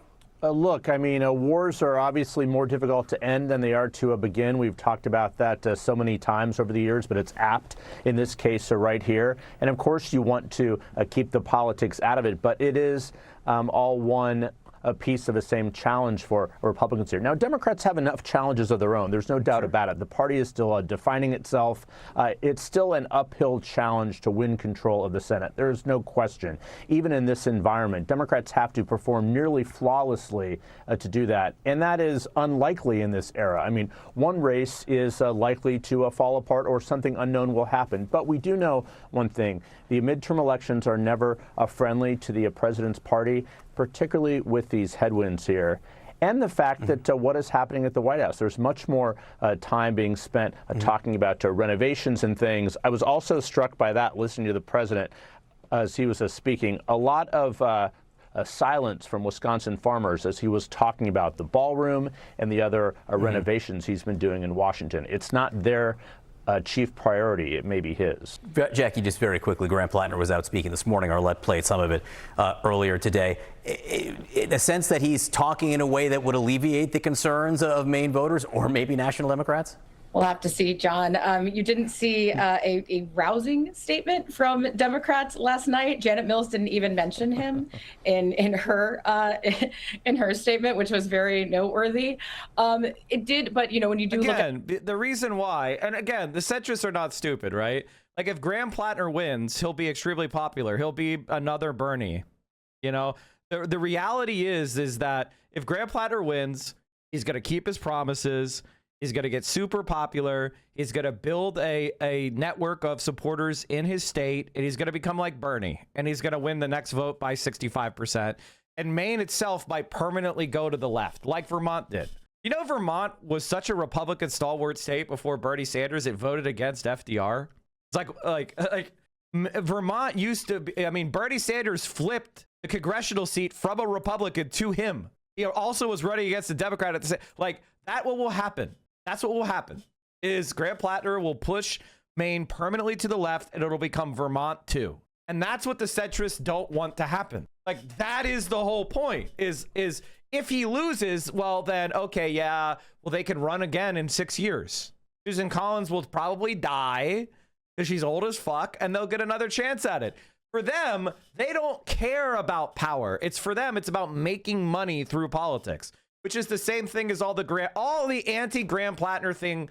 People have one thing in common.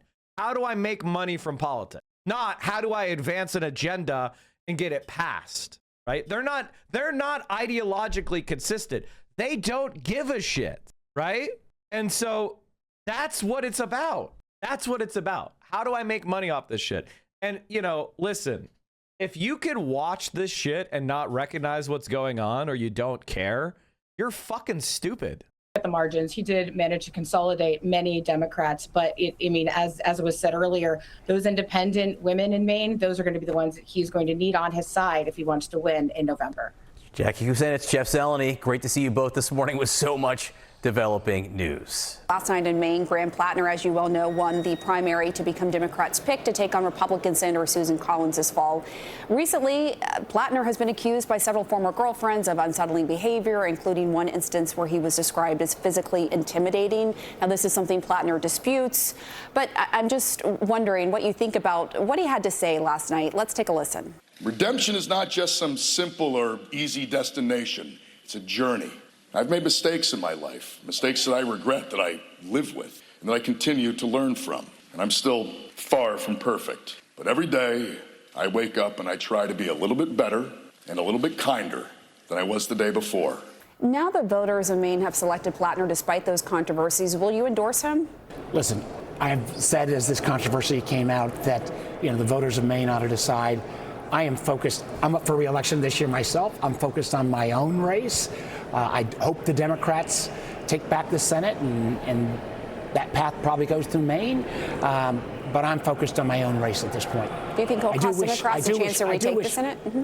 I do wish this, that if Mr. Plattner feels that he could, and I've never met him, if he could, you know, disprove some of these accusations, I think that would be important. But I'm not. How do you disprove some shit that somebody made up from like 15 years ago? How do you disprove that? Like, for example, I could say, Mark Warner molested a child 15 years ago, and he's a pedophile. Can you disprove that? No, I'm not saying that actually happened. It's just a hypothetical. Mark Warner, prove you didn't molest a child 15 years ago. Do you understand that once you start playing that game where you ask people to disprove allegations, that you incentivize more allegations from taking place? Now, I'm not saying that he molested a child 15 years ago, but if I asked him to disprove it, he wouldn't be able to, because that's why we have innocent until proven guilty in this country, because people don't disprove negatives. Kellyanne Conway's still around. We're back. I had no idea. You remember her from the first Trump administration? Then there was that messy breakup with her husband, who was also a conservative commentator at the time, or I should say lawyer. Who's now a Democrat. But she's still back out there trying to stay relevant. Here she is on Fox News. Basically, look, they are so desperate. They are so scared of Graham Plattner.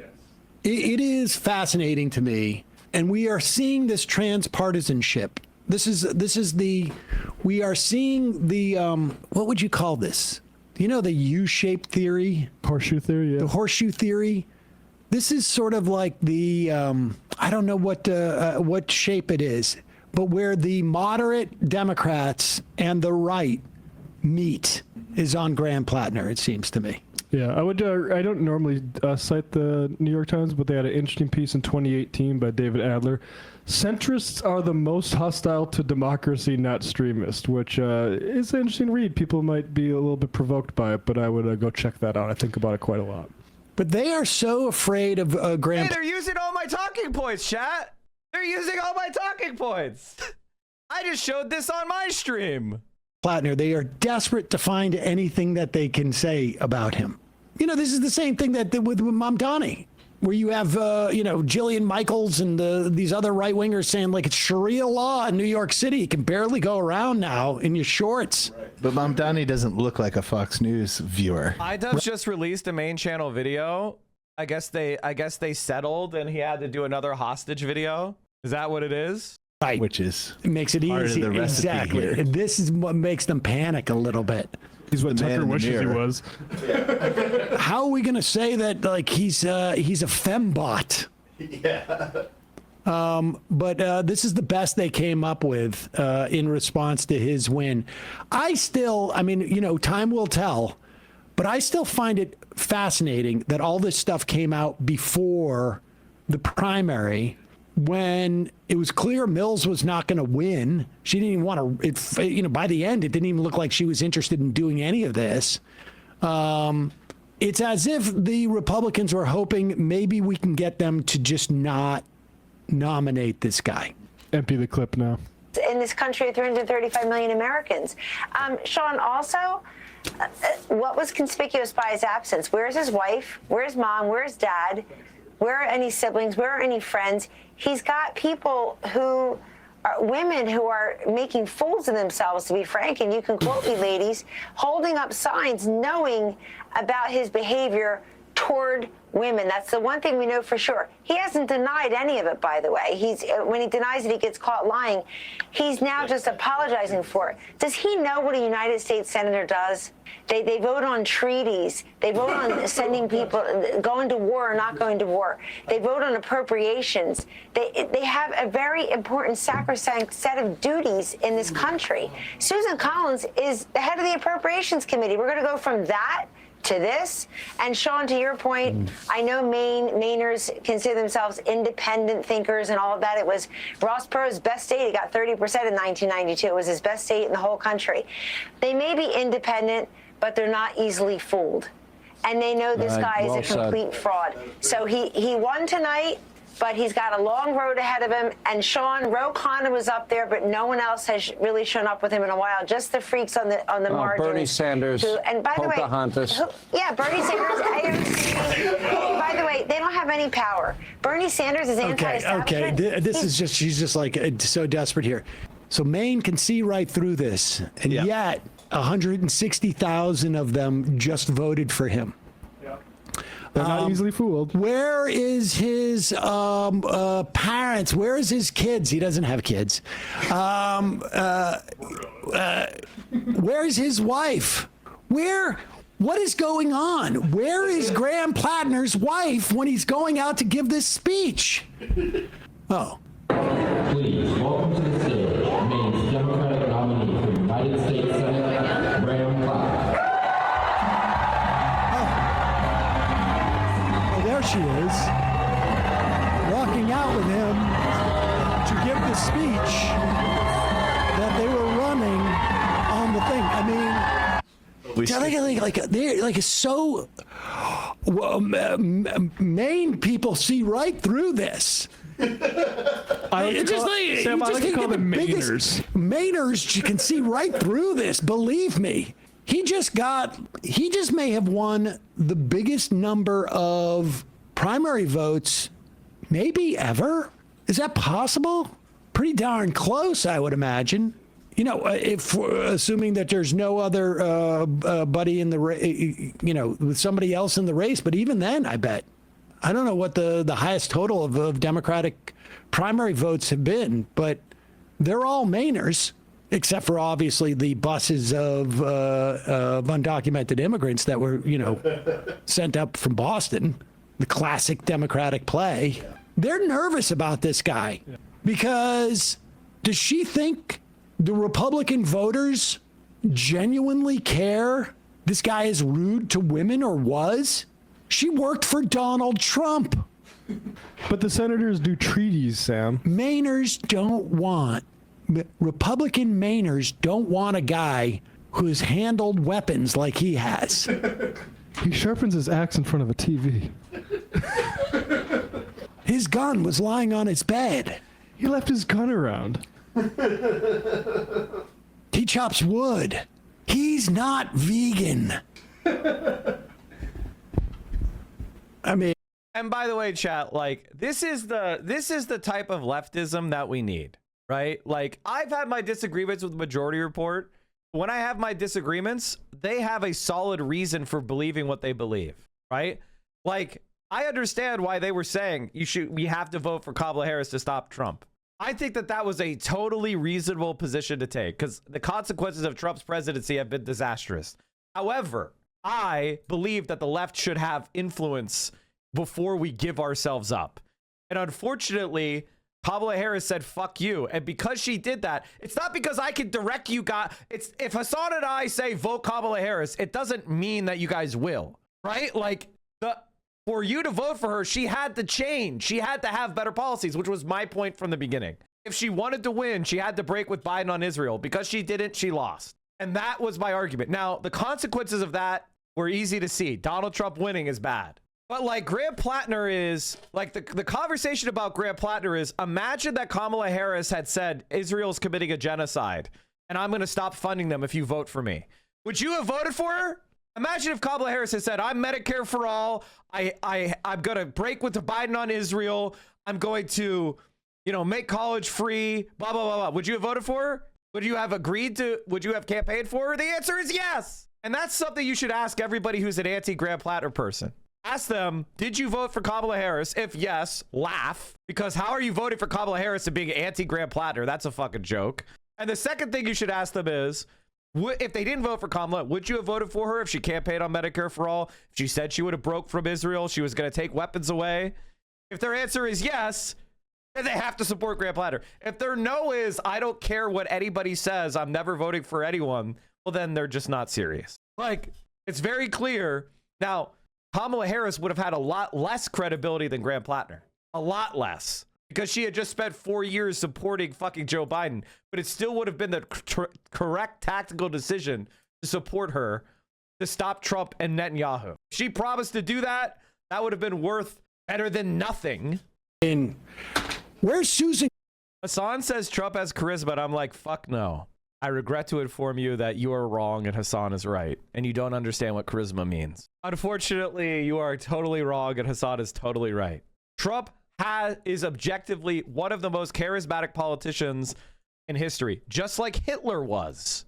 There's a reason people talk about the speeches and all that other shit and all the hogs and all the cult members. It's not that charisma doesn't mean good.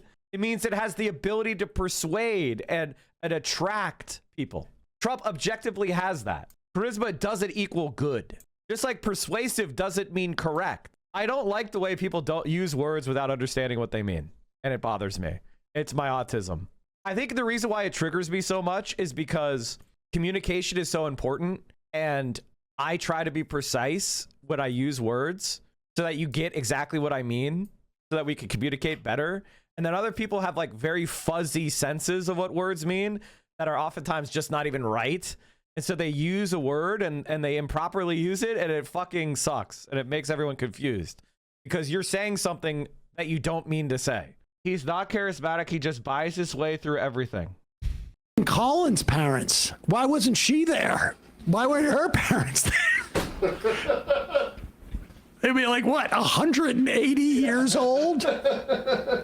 Yikes. I don't think the conservatives realize they've completely fucked their ability to whine about the character of any politician for the rest of time. They've spent the last 10 years defending Donald Trump for all his improprieties. We're over it. I mean, they're doing what liberals tried to do to Trump this entire time. That's what they're trying to do to Plattner, and it's working as well. Catlek, Kellyanne Conway, former mouthpiece of one Donald John Trump, is saying women are making fools of themselves, supporting Graham despite his alleged behavior toward women.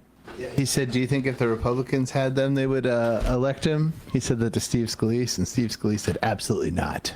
No. Draw a line. Hey, folks, don't forget to hit the subscribe button and check out our daily show. We do it every day at 12 p.m. Eastern for about 2.5 hours. We even take phone calls. You should check that out. All right, chat. I can't avoid this. I'm going to talk about it. iDubbbz has posted an apology on his main channel. Unfortunately, I have to watch this. I'm not going to ignore it because that would be fucking stupid. It's important that we coordinate our messaging on this. Excuse me. Wait, hold on. Let me pull it up. I thought I had it open.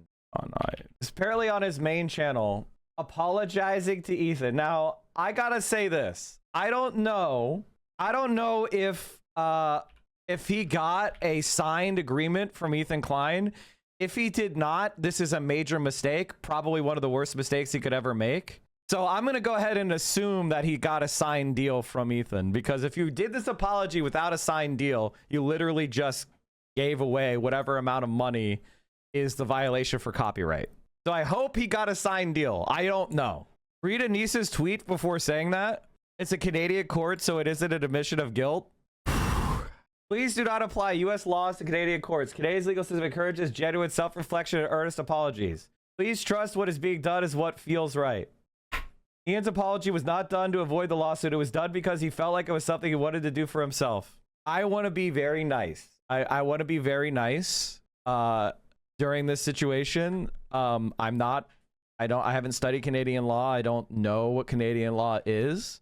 So maybe it is significantly different than American. I can tell you in American law, which is built off of British common law, that's the basis of our system, which I believe Canada is also a common law jurisdiction, but maybe not. I don't have any training.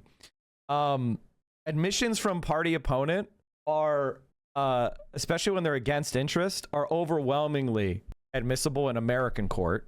So now there is certain situations where like apologies are not admissible because they are highly prejudicial. Like, for example, if I get into a car accident with you and I say, "Oh, I'm sorry, what happened? I'm sorry that I hit you." That's not really me admitting to fault. That's just something that I utter in an excited state. That is seen as prejudicial, not probative. But if you sit down and make an apology, like under the advice of counsel, that would overwhelmingly be held as admissible in America. I don't know about Canada, though. Maybe Canada has a special apology carve-out. Somebody could show me that. That would be interesting, because it would be so different. Now, maybe the like defamation decision in Canada like precludes lawsuits. This is the reason behind the apology. The only time Ian's apologized is after I sent him the cease and desist, and I did not perceive it as genuine, right? And I said, and I still say, that if Ian would issue a genuine apology, I'd probably think about dropping the lawsuit. Okay, so I would like to tell you something, chat, that this is, I mean, I'm not trying to be mean here, but this is in no way a promise. It's not enforceable. He said he would probably think about it. It does not have any legal weight whatsoever. It does not matter at all. Also, he said that he perceives it to be genuine, so he could just say, I don't perceive that as genuine. So unless I have a signed deal saying I will do this apology and then you release all claims, I would never in a million years do this. So maybe they're doing it and maybe they have that. I can't judge them, but here's the relevant apology act in Alberta. Okay, I see they have an apology act in Canada. I'm looking at the apology act. Interesting. For the apology thing in the US or Canada court, couldn't Ethan just sue again in American court and use the apology more effectively at a US lawsuit? Yes, absolutely. Unless there is a decision made in a Canadian court, in which case finding that and it was dismissed with prejudice, you might be able to use estoppel, maybe under the concept of comedy, CIMITY, but I doubt it. I mean, that's like a definite maybe. That's a definite maybe. I would never ever advise you to do something like this without a ironclad agreement to drop claims.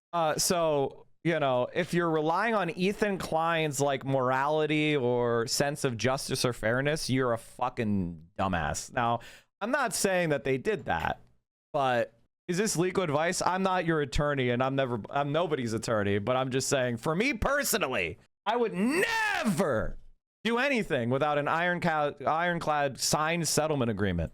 Unsurprisingly, Ethan Klein's response was, "It doesn't seem genuine, LMAO." Do you have a link of that? If you're a creator out there and you're fighting with Ethan Klein and you want somebody to do a sanity check with, please feel free to reach out.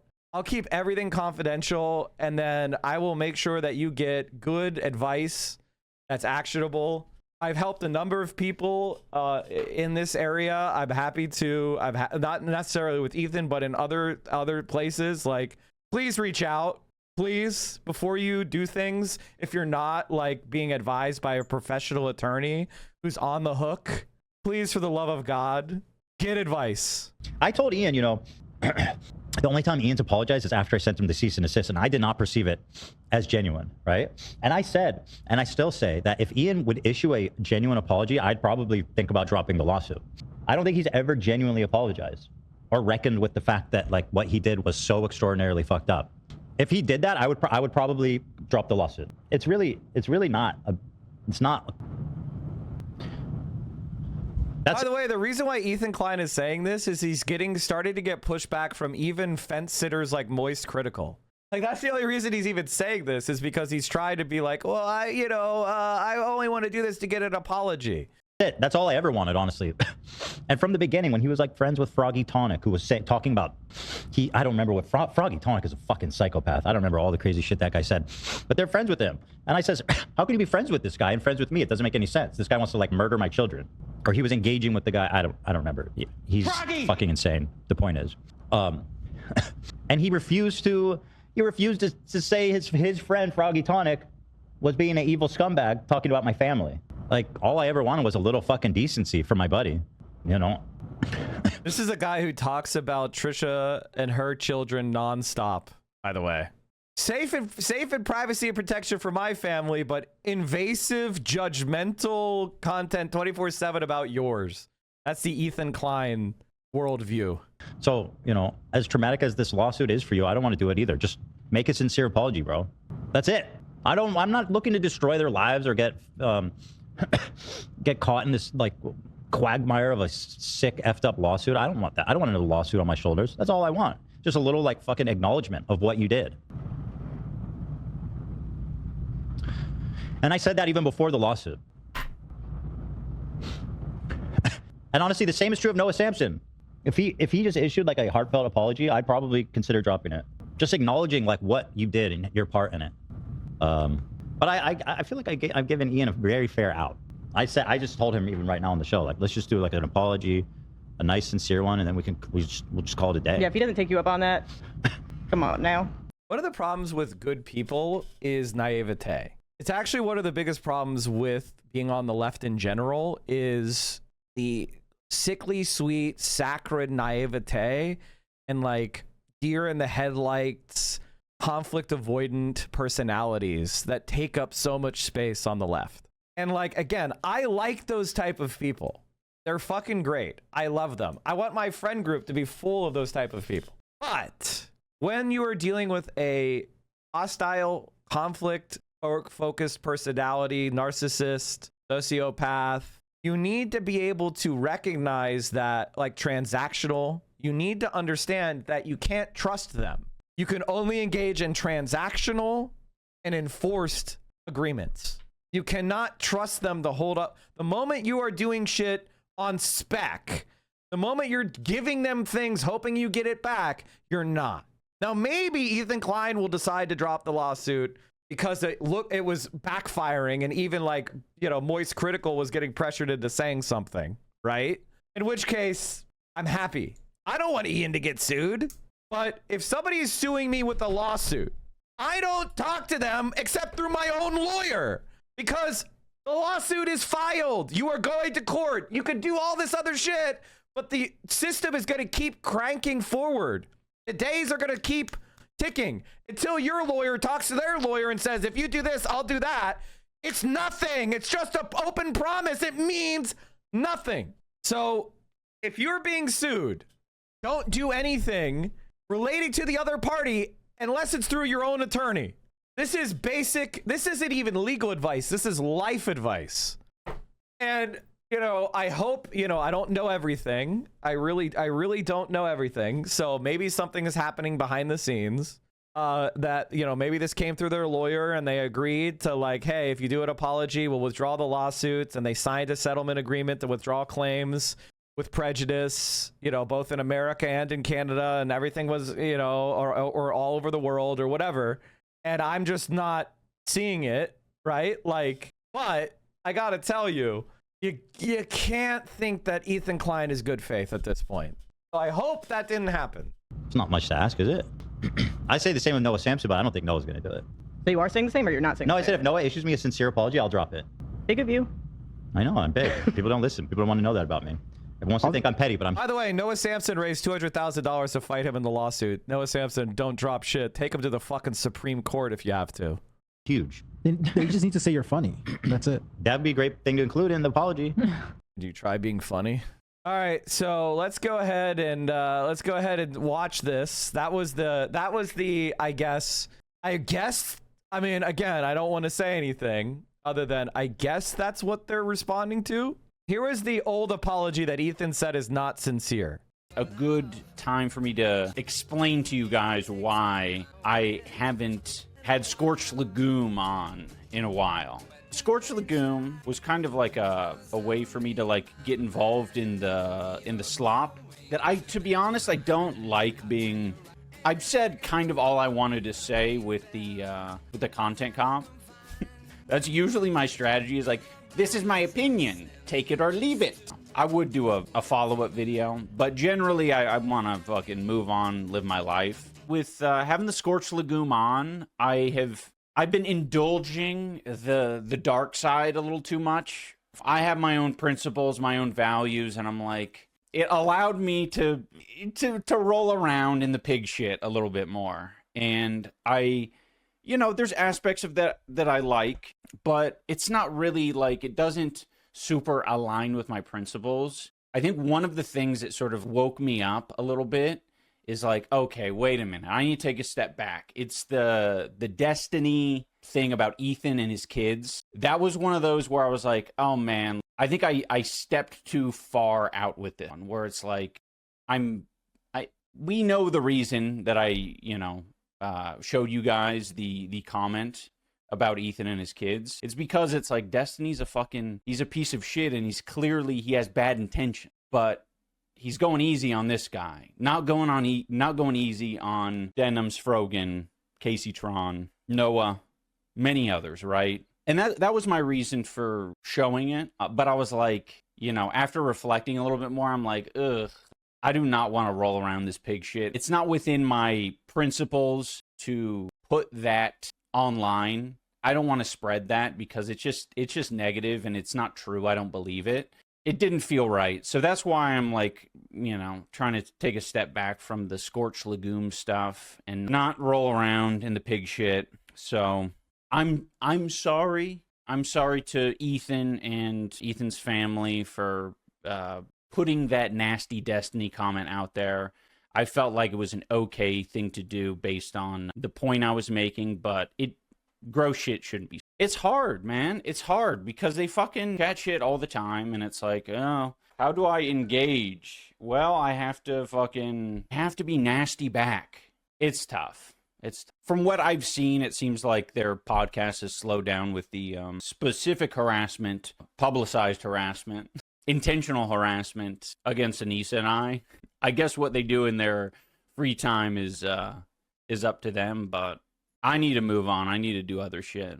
I understand how hard it is to get attention online when you're not relying on kind of the easy shit. And the easy shit is like rolling around in drama. Okay, apparently that wasn't enough of an apology to me. That seems like it was a very sincere apology to me, but apparently Ethan didn't think that was good enough, so they tried again, I guess. Hello, everyone. I am going to be talking about a very important and heavy topic for me.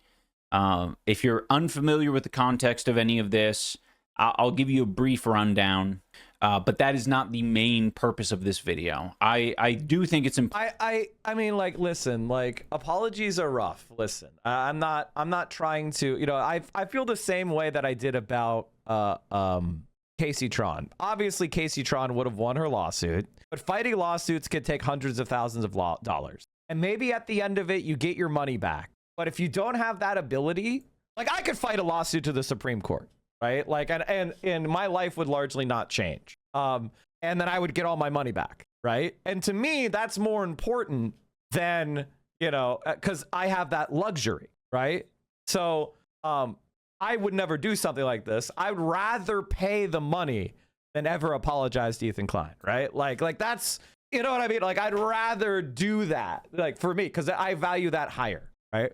But if you're like, if like Casey Tron, has family members, 2 disabled parents who rely on her. So she made the prudent decision to read the fucking hostage video, to take care of her family. And everybody recognized that she would have won her case, but she decided to take the cheaper way out to just end the suffering and risk to her family. She couldn't lay out that money. And that's why Ethan Klein did the lawsuit, right? And nobody thinks that she's actually guilty of doing anything wrong to Ethan Klein, including violating his copyright. No one actually thinks that. They recognize that she did what she did to reduce the risk to her family. Completely on it. Completely reasonable. Important to share a little bit of my side of the story, but I don't want to take away from the purpose of this video, and that is to apologize to Ethan Klein and his family, especially his kids. Basically, Ethan is suing me for having rebroadcasted a statement made by Destiny on my stream. I did display the very disgusting comment for 40 minutes, and thanks. It was wrong. It was a comment from Destiny, and I even said that I don't agree with it, but it sort of highlights how I knew that it was a wrong thing to put out there into the universe and show people. Regardless of the point I was making, it was wrong.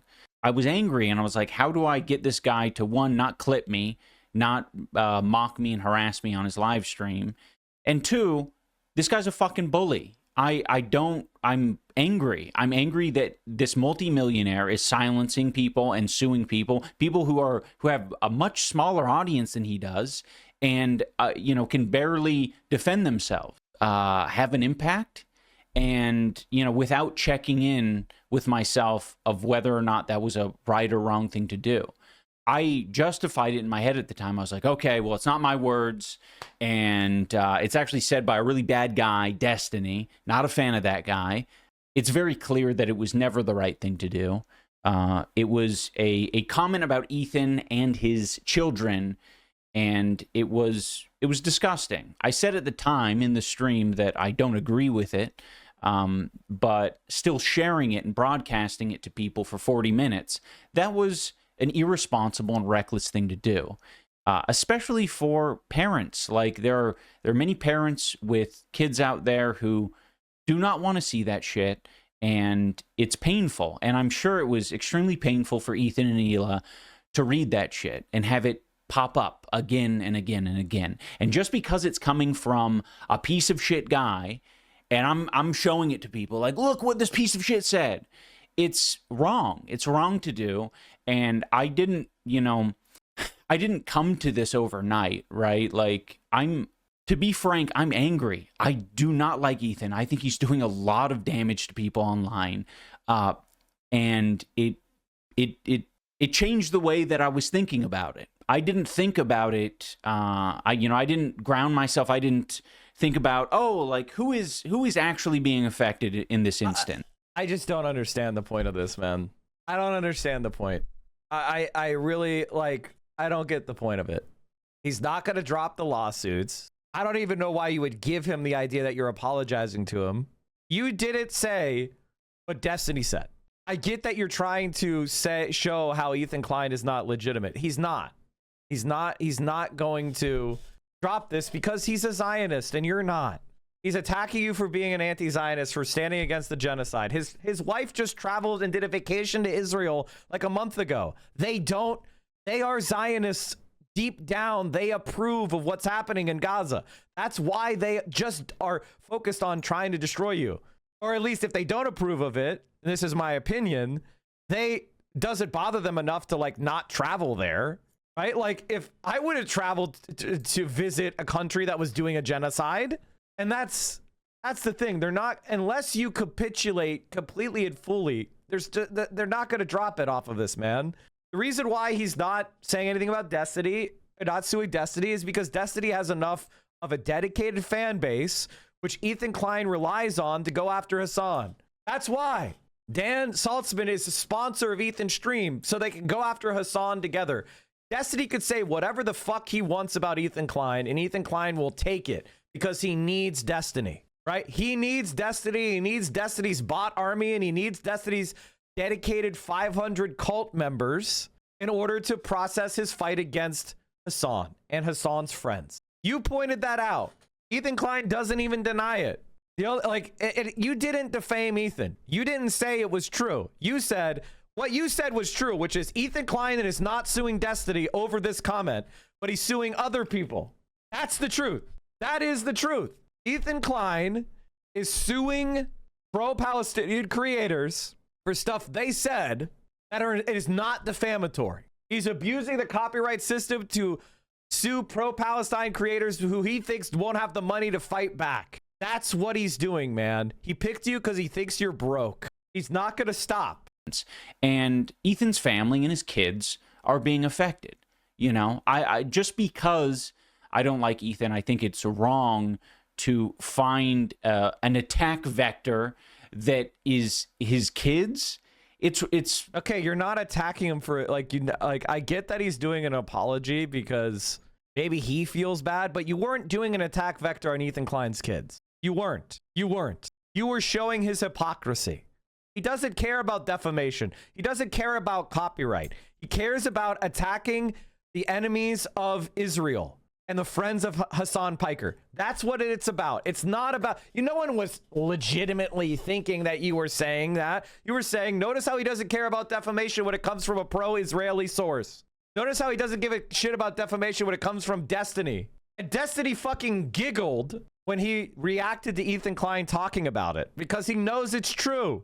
Does anybody have a link to that? Someone find me a link of Destiny reacting to Ethan saying they didn't have anything to sue Destiny about.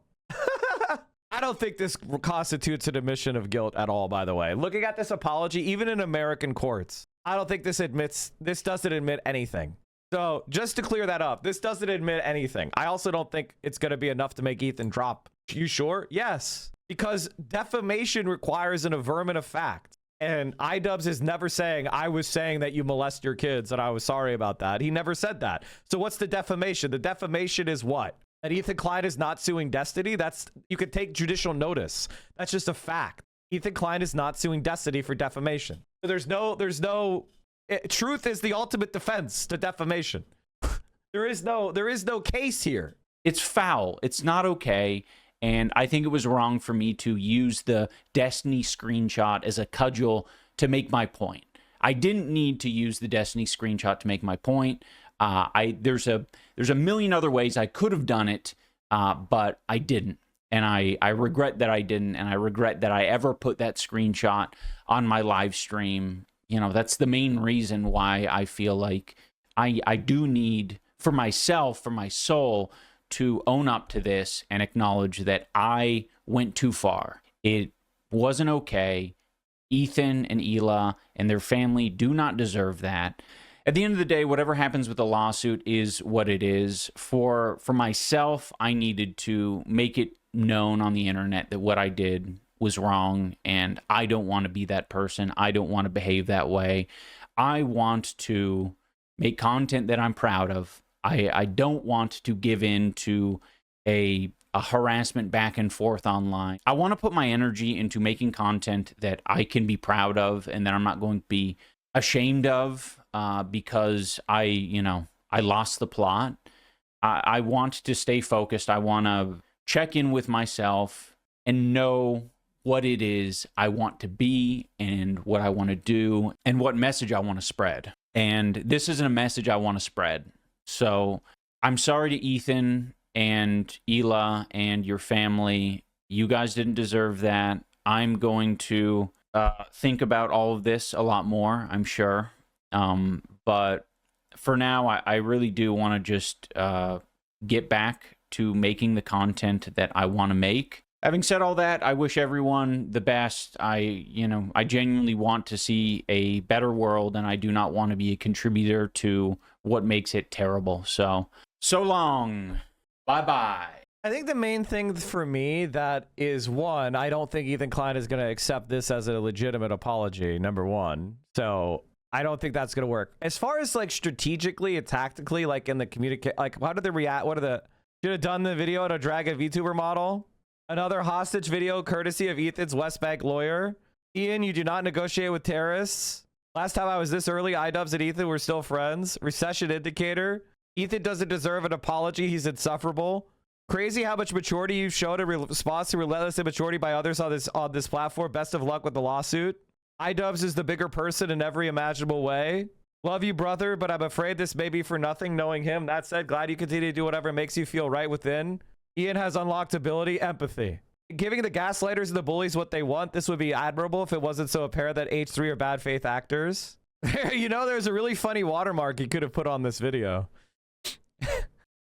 So in general, I would say that, like, strategically, I feel like the situation is, I think it's maybe, I mean, maybe, I'm not a PR expert. I don't know if you guys noticed. I'm not a PR expert, but I would say that I think that in the grand scheme of things, people are already turning against Ethan. Now that, like, Donald Trump is in office and he's a super Zionist and everybody that's under the age of 50 is turning against Israel, even in the conservative spaces, they don't want to be seen aligning with Ethan Klein. So the only people that are really aligning with Ethan now are the Hassan obsessives, the people that obsess incessantly over Hassan parasocially. Even, like, kind of general right-wingers don't like Ethan Klein. And so it's starting to fall off. So even this, like, shit is going to be received better than I thought. Apparently, Ethan dropped the lawsuit. There is a comment from the official H3H3 username on Ethan's video. I think they were already planning on dropping it after they got pushback from Moist Critical. You're going to have to... I can't find it, man. Hi, Ian. I appreciate the thoughtful apology. It means a lot. I've instructed my attorneys to drop the lawsuits entirely. Again, you know, my general feeling is good for them. Good for them. Good for them. The only reason he's dropping is because he got pushback from Voice Critical. And then we read this. Please trust that what is being done is what feels right. All right. Well, if it works, it works. It works, it works. I'm happy for them. I'm happy for them. I think Ian and Anissa were never really the type of people that wanted to talk about this kind of thing. You know, like, ultimately, like, if you're not really involved with politics, you don't understand that when you're fighting against the forces of evil in the world, they're going to push back, right? Like, a lot of people, they think the world is, like, bad because of a lack of knowledge in the hands of the powerful, when it's the opposite. The world sucks because the powerful know it sucks and they're making money from it. And if you try to fix shit, they will try to destroy you because you're going after their bag. So I think a lot of people, you know, when they're fresh into the politics game, they think that it's just about, like, ideas and failure to empathize and things like that. No, there's a sociopathic, pedophilic sex cult of the Epstein class, and they know that they make money from sweatshops and they love it. And that's how it's been forever and always. The richest of the rich, they know what they're doing to the poor. They're not confused. And, like, if you want my point, if you want my general take on this, like, Destiny saw this shit and he fucking giggled. He fucking giggled. Oh, man, I thought I had it open. Somebody linked it to me and then I lost the link. Fuck! Is this smoke? I don't know. Does this count as smoke for Destiny? Why does this have no votes? Why is this downvoted to 0 downvotes? Why does this have no upvotes? Ethan Klein saying he has no legal claim to sue Destiny? Snarkers in the comments, beware. Hosts in Destiny. Get noted? So in other words, a subreddit for, like, what? Brigading the fact-checking systems and Twitter? Hassan has shown Destiny on stream. Will he get banned now? Yes, I believe it was the Finkeldink debate that got him. Hassan claims Destiny Dance Dog would operate a Discord where they dox him and his family. Gonna need a source for that one, Chief. This guy is anti-snarker, by the way. All right, sorry about that, chat. I just wanted to point out, I went down the rabbit hole because this guy's most active in Destiny, the NFR podcast, live stream fail, r/Virginia, the Babylon Bee subreddit. Wow. He's doing a lot of Pokemon trades. If you want some Pokemon trades, he's the man. DNC Civil War. David Hogg's fellow vice chair warns Democrats he's not being honest with you. We got the DNC's strongest defender. We made it to the mainstream, my DGG-us. They want to say it so fucking bad. Can we donate this to cause anywhere? I am moved by all the solidarity. I will donate money for thousands of gallons of kerosene for these brave protesters. This is what this guy likes. for the Gaza Solidarity Encampment to fight against the genocide. I wonder what this guy thinks about Plattner. He doesn't think anything about shit. This guy is a Destiny imp. He just, whatever Destiny thinks, that's what he believes. In between his Pokemon games. Plattner, LOL, Platinum Plattner is real. No one gives a shit about the scandals. There's no need to react like panic chicken every time something unsavory comes out about a Dem. Republicans have set the standards, and voters are finally understanding what that means. The only way these fake scandals can affect Dem candidates is if Dem leadership choose to do the sabotage themselves instead of letting the Republicans' efforts fail on their own. Seriously, Republicans are trying to sink Plattner before the end of the primary. That should tell you all you need to know about who they see as a threat. I hope we don't get a Fetterman 2.0, man. Fetterman is the closest thing to Destiny in all of politics. Anti-lefty, pro-Israel, votes for the right on economic issues. Like, he's literally Destiny. Like, what's the difference between Fetterman and Destiny on any major issue? He's just unpopular because he's like that. I mean, it's so funny how even Destiny fans can see the reality. Jesus. Literally zero shot. All of his history is online. At no point does he even suggest he has right-wing sympathies. Fetterman broke because supporting Israel always was a big part of who he is. Lefties attacked him because of it after having biggest supporters. He could not handle the whiplash, and since the GOP launched an enormous charm offensive, he slowly got closer to them. This guy is correct. Now notice this guy is a Destiny fan, but when his analysis is right, I'll tell you his analysis is right because I'm not a hack. That's exactly what happened. John Fetterman ran on the left as a progressive, but Palestine. But Palestine was very low salience, and he kind of ran as a J Streeter. People thought that he may not be anti-Zionist, but they thought he would be anti-Netanyahu. Like, Fetterman did not run as a super Zionist. That's just not true. But he did align himself with, like, the progressive, liberal Zionist groups like J Street. But when October 7th happened, he strongly supported Israel, just like J Street did. And so all the liberal Zionists strongly supported Israel, even as Israel was openly being genocidal. And that caused the rupture in the progressive left. Liberal Zionism died out, and it was either anti-Zionism or pro-Israel genocide. That's what happened. There was an event, October 7th, that exposed the contradictions of the two camps. And Fetterman went with Israel. And so he lost all access to progressivism because progressive but Palestine is not a position you can have anymore. It used to be something people held, but now it's not. Now, if you're not, anti-Israel, then you're not left. Oh my God, this guy's botting again. Holy shit. What are you even suggest he has right-wing sympathies? His chest. He got the tattoo covered. He told a credible story about it, and it's been like, it's the same shit. Again, the thing about the tattoo is it doesn't require you to have any analysis. That's why it's so popular, because if you're stupid, you can repeat it.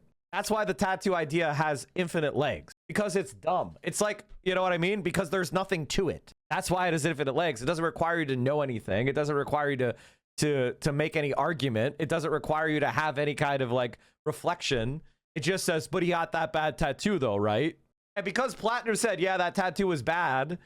Oh, see, you admit the tattoo was bad, right? But it's not about trying to understand who Plattner is. Okay, did anybody find the Destiny laughing at them thing? I asked. Oh, thank you so much for reposting. Destiny couldn't stop himself from chuckling while reacting to Ethan Klein explain why his master Destiny is in the clear, but Ian isn't. This heinous accusation with zero context. With zero context, I'm going to see him basically making a mockery and putting forth this heinous accusation with zero context. With zero context, and I truly do believe that Snark's end by his intention is to cause harm to my family. I mean, there's really no other way. Knowing that CCS came to our house already, and that was one of the big reasons for our initial fallout. That like going on your main platform and broadcasting this on your. I mean, like, listen. I understand why Destiny's laughing at Ethan because he has him whipped like a dog. You know what I mean? Like, it is kind of funny. It is a little bit funny the way that Ethan Klein is whipped like a dog for Destiny. I mean, and by the way, it might even be the right call for Ethan, right? Like if Ethan tried to fight Destiny, he'd lose, right? Like the little remaining like internet support for Ethan would collapse to zero. His entire support network online is Destiny. If Destiny turned on Ethan Klein, Ethan would have literally no support. Like So, of course, I mean, Ethan is right to bow down like a dog and kiss Destiny's feet, even as Destiny calls him a pedophile and says all sorts of horrible shit about him. Because he relies on Destiny. That's his only path. Hi, Ian. I appreciate the thoughtful apology. It means a lot. I've instructed my attorneys to drop the lawsuit entirely. I'm happy for them. I really am. Did you see the updates on the Destiny lawsuit? I'm glad. I'm glad that happened. iDubbbz being sued was always totally meritless bullshit, and he would have won the case anyway, so I'm glad that it's over. But I would never apologize to Ethan. Like, I would never in a million years apologize to Ethan. I would go to prison rather than apologize to Ethan. I would never apologize to Ethan. There's literally no world where I would ever apologize to Ethan. I am a counsel of record for plaintiff in this action, admitted pro hoc vice. I submit this declaration in support of plaintiff's reply in support of her motion for sanctions under Federal Rule of Civil Procedure 37. I have personal knowledge of the facts stated therein, and if called as a witness, could and would testify competently to them. On June 3rd, 2026, defendant Stephen K. Bunnell II, who streams publicly under the name Destiny, participated in a live stream online conversation with 3 individuals who stream under the names Wick, Aiden Underground, and Stardust. Wick hosted the conversation. During the stream, defendant transmitted to Wick images of defendant's own Discord message thread with the user known as Solo Tiny Leaks. As host, Wick displayed those images on the broadcast for the participants and the viewing public, and defendant directed which images Wick could display. The conversation was broadcast simultaneously by defendant, Wick, and Aiden Underground, each from that person's own vantage point, so that the images of the defendant's thread with Solo are visible in each of their respective recordings. I have personally viewed the following recording of the June 3rd, 2026 live stream.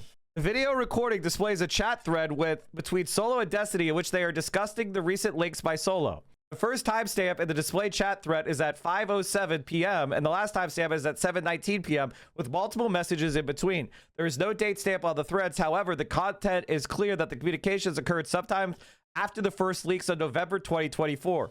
These displayed chat threads have never been publicly posted prior to this June 3rd, 2026 live stream.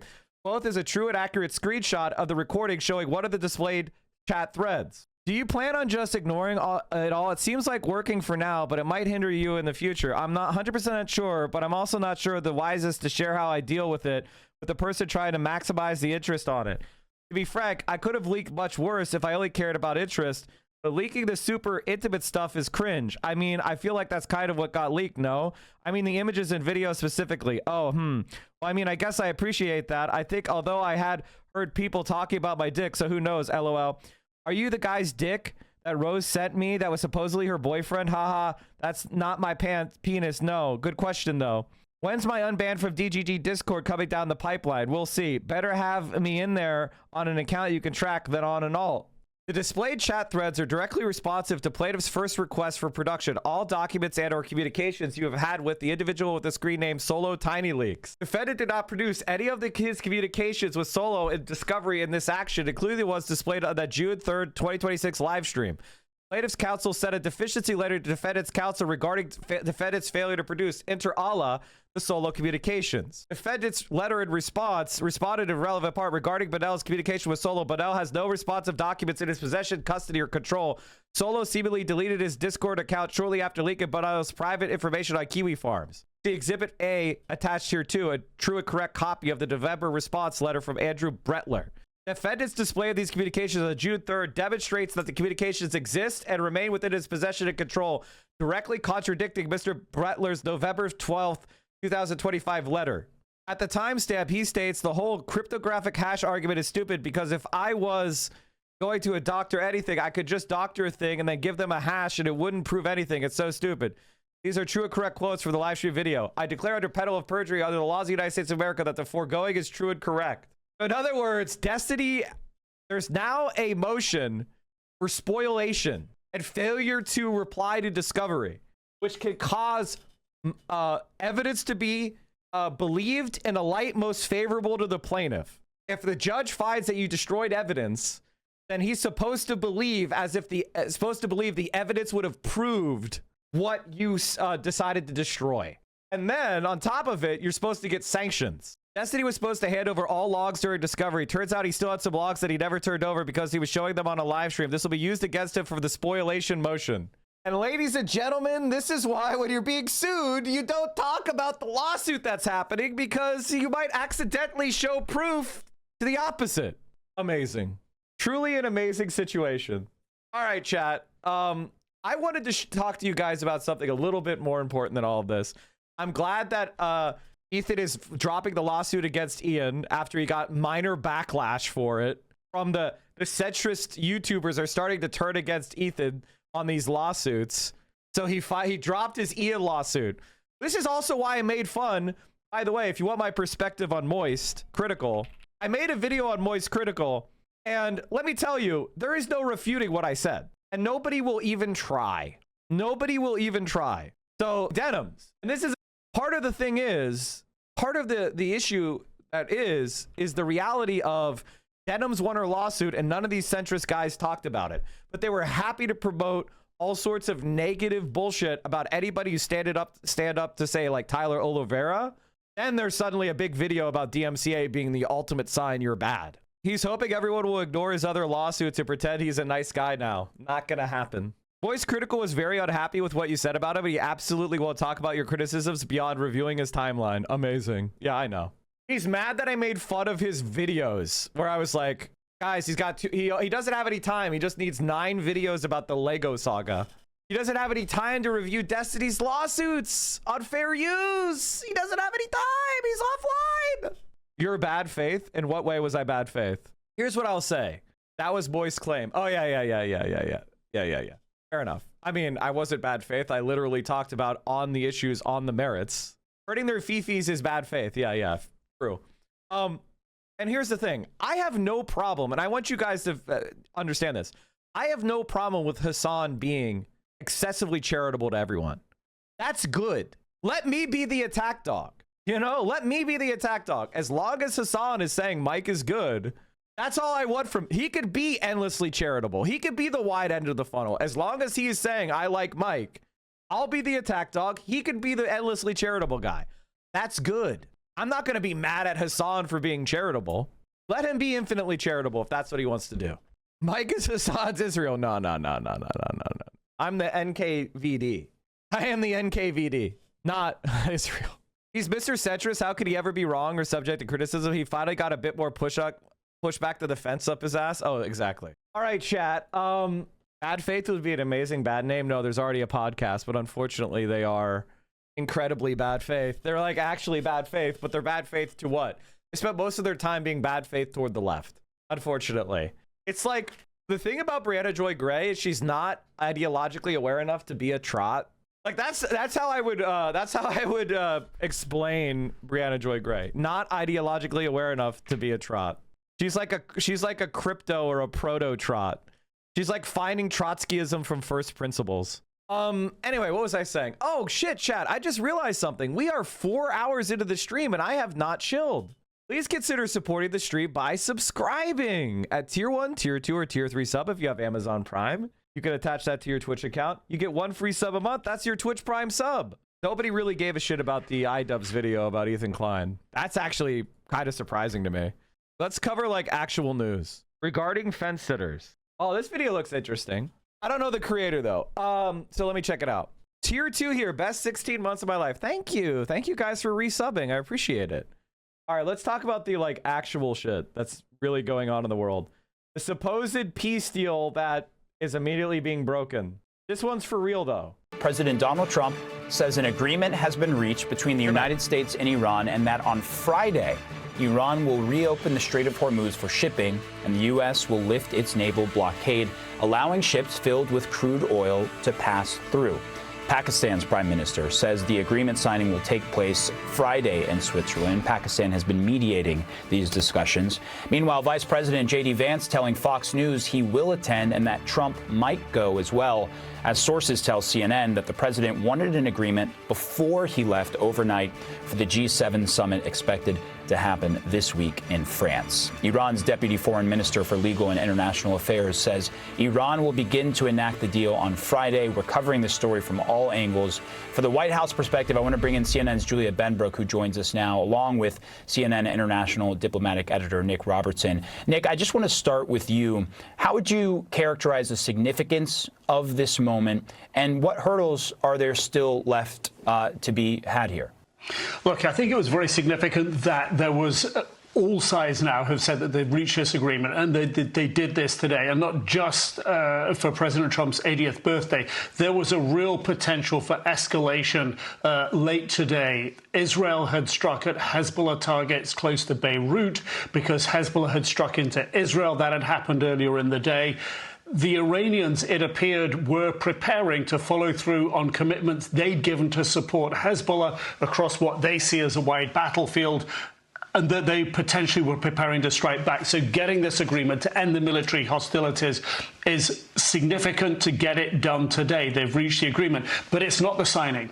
The signing, everyone has agreed that it's going to come on Friday, this coming Friday. It's going to happen in Switzerland. So that's significant as well. There's going to be technical level talks, preparatory talks, if you will, that will go on through this week. But I think this essence of trying to capture the agreement and not let it fall by the wayside, and not let spoilers get in the way of it. And it's significant that we've heard from the Iranian deputy foreign minister as well, sort of going along with these details. But he does say that Iran's commitment to the talks in the future, and this is a sort of language we've heard from Iran in the past, that is dependent on the United States ending the hostilities as they've agreed to do, opening the Strait of Hormuz as they've agreed to do. But the Iranian deputy foreign minister goes on to say, and we want to see our frozen assets, our continued involvement in further talks and negotiations. Of course, these 60. Today? Well, we're in the middle of our hype train, so if you enjoy the content, please consider supporting it by subscribing. Tier 1, Tier 2, or Tier 3 sub. Get in. Sub right away. I think one of the funniest thing about politics in general is how much of it really is vibe. Days to talk through the details of the MOU. Very difficult, very tough talks to be had. But the Iranians saying their involvement in that is going to be contingent on getting these frozen assets. And that, as we know, is something that's been a very sensitive point that President Trump has not wanted to get into so far. And of course, we don't have the details of this agreement yet because it's not been made public and it hasn't been signed yet physically. So that's where we're at. And Julia, the primers? Thank you, guys. White House, obviously a major portion of these negotiations, and we had heard in the days leading up to this that there was a projection of maybe there's going to be a break. I was out here. Did I talk about Hassan in Denver? Not yet, but we definitely should. We're expecting it this day. We're expecting it another day. What are we hearing from the White House, and how do we expect their posturing either to change or to be moving forward? Right. Well, we had heard repeatedly from the administration, from President Donald Trump yesterday, that this was expected to be signed on Sunday, also his 80th birthday. Thank you. It's Flag Day. It's the day those UFC fights are taking place there on the South Lawn. No doubt a big day for him. But it may not be happening when he had hoped, but this does seem, of course, like a significant step forward now that both sides are saying that there is this agreement in place. And Trump's confirmation that there was an agreement with Iran, it came shortly after Pakistan, a key mediator in all of this, the prime minister took to social media and wrote in part that both... This is Republican makeup. Am I crazy? This is the essence of Republican makeup. I hate to make sides. My grandmother collected dolls, and they were very creepy. And they had all of them had makeup that looked just like this. Declared the immediate and permanent termination of military operations on all fronts, including Lebanon. The official signing ceremony is expected to take place on Friday, June 19th in Switzerland. And Vice President J.D. Vance, he spoke on Fox News not too long ago, and he said that he does plan to be at that signing, but that the president could be there. Now, Vance also... Somebody's like, Mike, what's the Republican makeup? Well, we got big pearl earrings, very heavy on blush, really heavy blush, red lip, mascaraed up. It's like, I'm not even saying she's ugly. I'm not saying she's ugly. I'm just saying it's Republican makeup. It's the style. Lot of foundation, heavy brow, She's not blonde, so people can't tell. I mean, this is Republican makeup.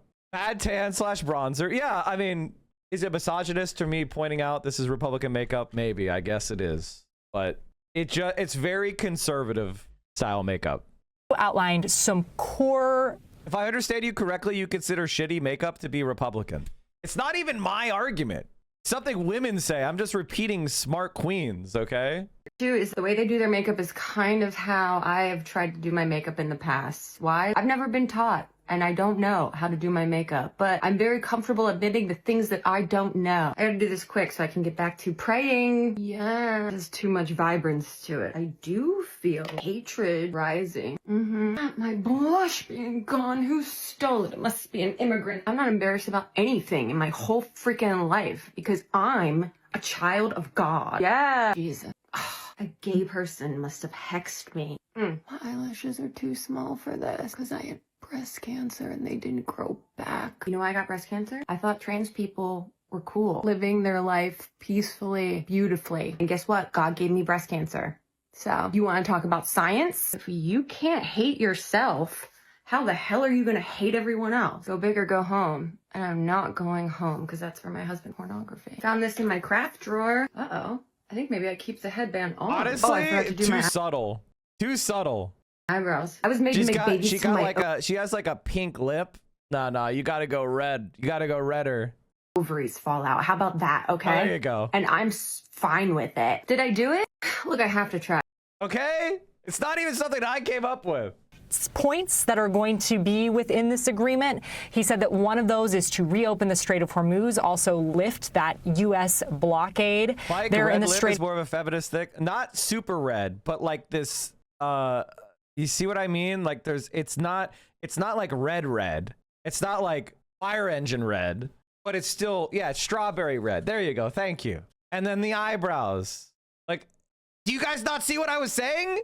Do you get it now that you saw the TikTok? Like, I was just pointing out, like, damn, this lady has Republican makeup, and people were like, Mike, I've never heard of that in my life. I thought that it was like, that ain't strawberry, but you're 100% right. Okay, I don't know enough about makeup. Do you think I wear makeup? You think I would look like this if I had makeup on? Mike, any quick thoughts on the Malat Hassad rally be canceled this weekend? We'll talk about it after this. Of Hormuz. He also said that there was a built-in assurance that Iran would never have a nuclear weapon, would never pursue a nuclear weapon. Of course, we've heard that throughout this process, that is Trump's #1 red line. And then that compliance would be central to implementation, that the United States wants to be able to verify that Iran is holding up its end of the bargain. Then I also want to point up a quote from Vance earlier today and read that for you now. In this same interview, he said, "I'm not going to say that everyone is going to sing Kumbaya tomorrow. It's going to take a little bit of time to learn the ways of peace, but I do think we took a major step tonight."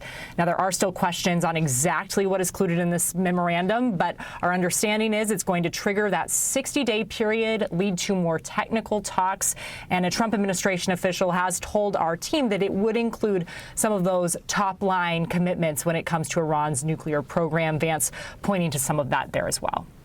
In the world looking on, Nick Robertson, Julia Benbrook, appreciate the reporting. I want to bring in Congressman Adam Smith of Washington. He's the top Democrat on the House Armed Services Committee. And I appreciate Okay, I'm sorry. These warmonger Democrats.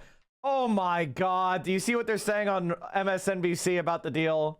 This temporary deal we've reached, and we don't really know exactly what's in it. My concern is, if you look at the language of the deal on nukes, which Donald Trump said this is why he was fighting the war, it is identical, as in plagiarized, as in lifted straight off of Obama's deal. They used the same words. They lifted it off of the Obama deal and put it on this deal on nukes. So the whole idea that Obama was weak on nukes and he's going to be tougher, if you even read the language of this memorandum of agreement, it's identical. Then you can talk about the okay, well, here's Obama's. Iran affirms that under no circumstances will Iran ever seek, develop, or acquire any nuclear weapons. That's July 14th, 2015. Republicans melted down. Donald Trump said it was the worst plan ever, that Iran was going to get a nuclear weapon because of this deal. And this is what Donald Trump says. Iran cannot develop or purchase a nuclear weapon, and actually, it's actually closer than that. I will get it, but it's the identical language. And then you have Donald Trump saying, "Oh, the strait will be open forever for free." Well, no, that's not what the Iranians are saying. There's a 60-day period, and then they expect to start receiving tolls. Regime change. The president had said earlier that we had regime change. Now he's saying he doesn't care about regime change. This regime tougher than the one before, which was pretty bad. And you can just go down the list. What I'm waiting for, talking about the other shoe to drop, is there going to really be reconstruction money for the Islamic Republic of Iran? It sure sounds like it. What's this sanctions relief look like? Because the Trump team told me that Biden giving sanctions relief to the Iranians was the worst thing he ever did. So again, a lot of confusing things. That I hope we have us a good, solid deal that keeps Iran contained. So, like, there isn't actually. Has anyone announced a fucking deal? Is there anybody who's announced this fucking deal? Like, is there any evidence about this fucking deal? Like, what is the deal? Is that, like, this is fucking garbage. Right now, I'm seeing nothing in here, but that would do that. But maybe you can assure me that I haven't read deep enough into the memorandum of understanding. Okay, just dropped from CBS. U.S.-Iran deal signed by Trump and Iranian negotiator. U.S. officials say the memorandum of understanding outlining the U.S.-Iran deal has been signed electronically by both sides. U.S. officials say a signing ceremony is expected on Friday. Iran's powerful Revolutionary Guard said under the agreement the country will receive half of its roughly $24 billion in long frozen funds before final negotiations begin during a 60-day ceasefire extension. A U.S. official said earlier that Iran will get none of the money until it demonstrates compliance with the deal's terms. This is all stock manipulation. This is literally all stock manipulation.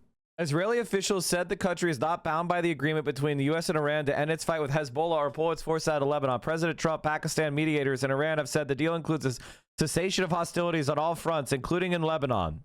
The JCPOA was $1.5 billion. The entire Iranian military is about $9 billion a year. So if we give them $12 billion, that is like more than their entire defense budget. We'll have paid for like more than their entire defense budget. Good transition to the freakout in Israel, because obviously, as you pointed out, Israel and Lebanon still the primary area in which this whole thing could fall apart, and could fall apart very quickly. I actually want to start with B6 here, Bezalel Smotrich coming out. I don't even know what the fucking deal is. For the love of God.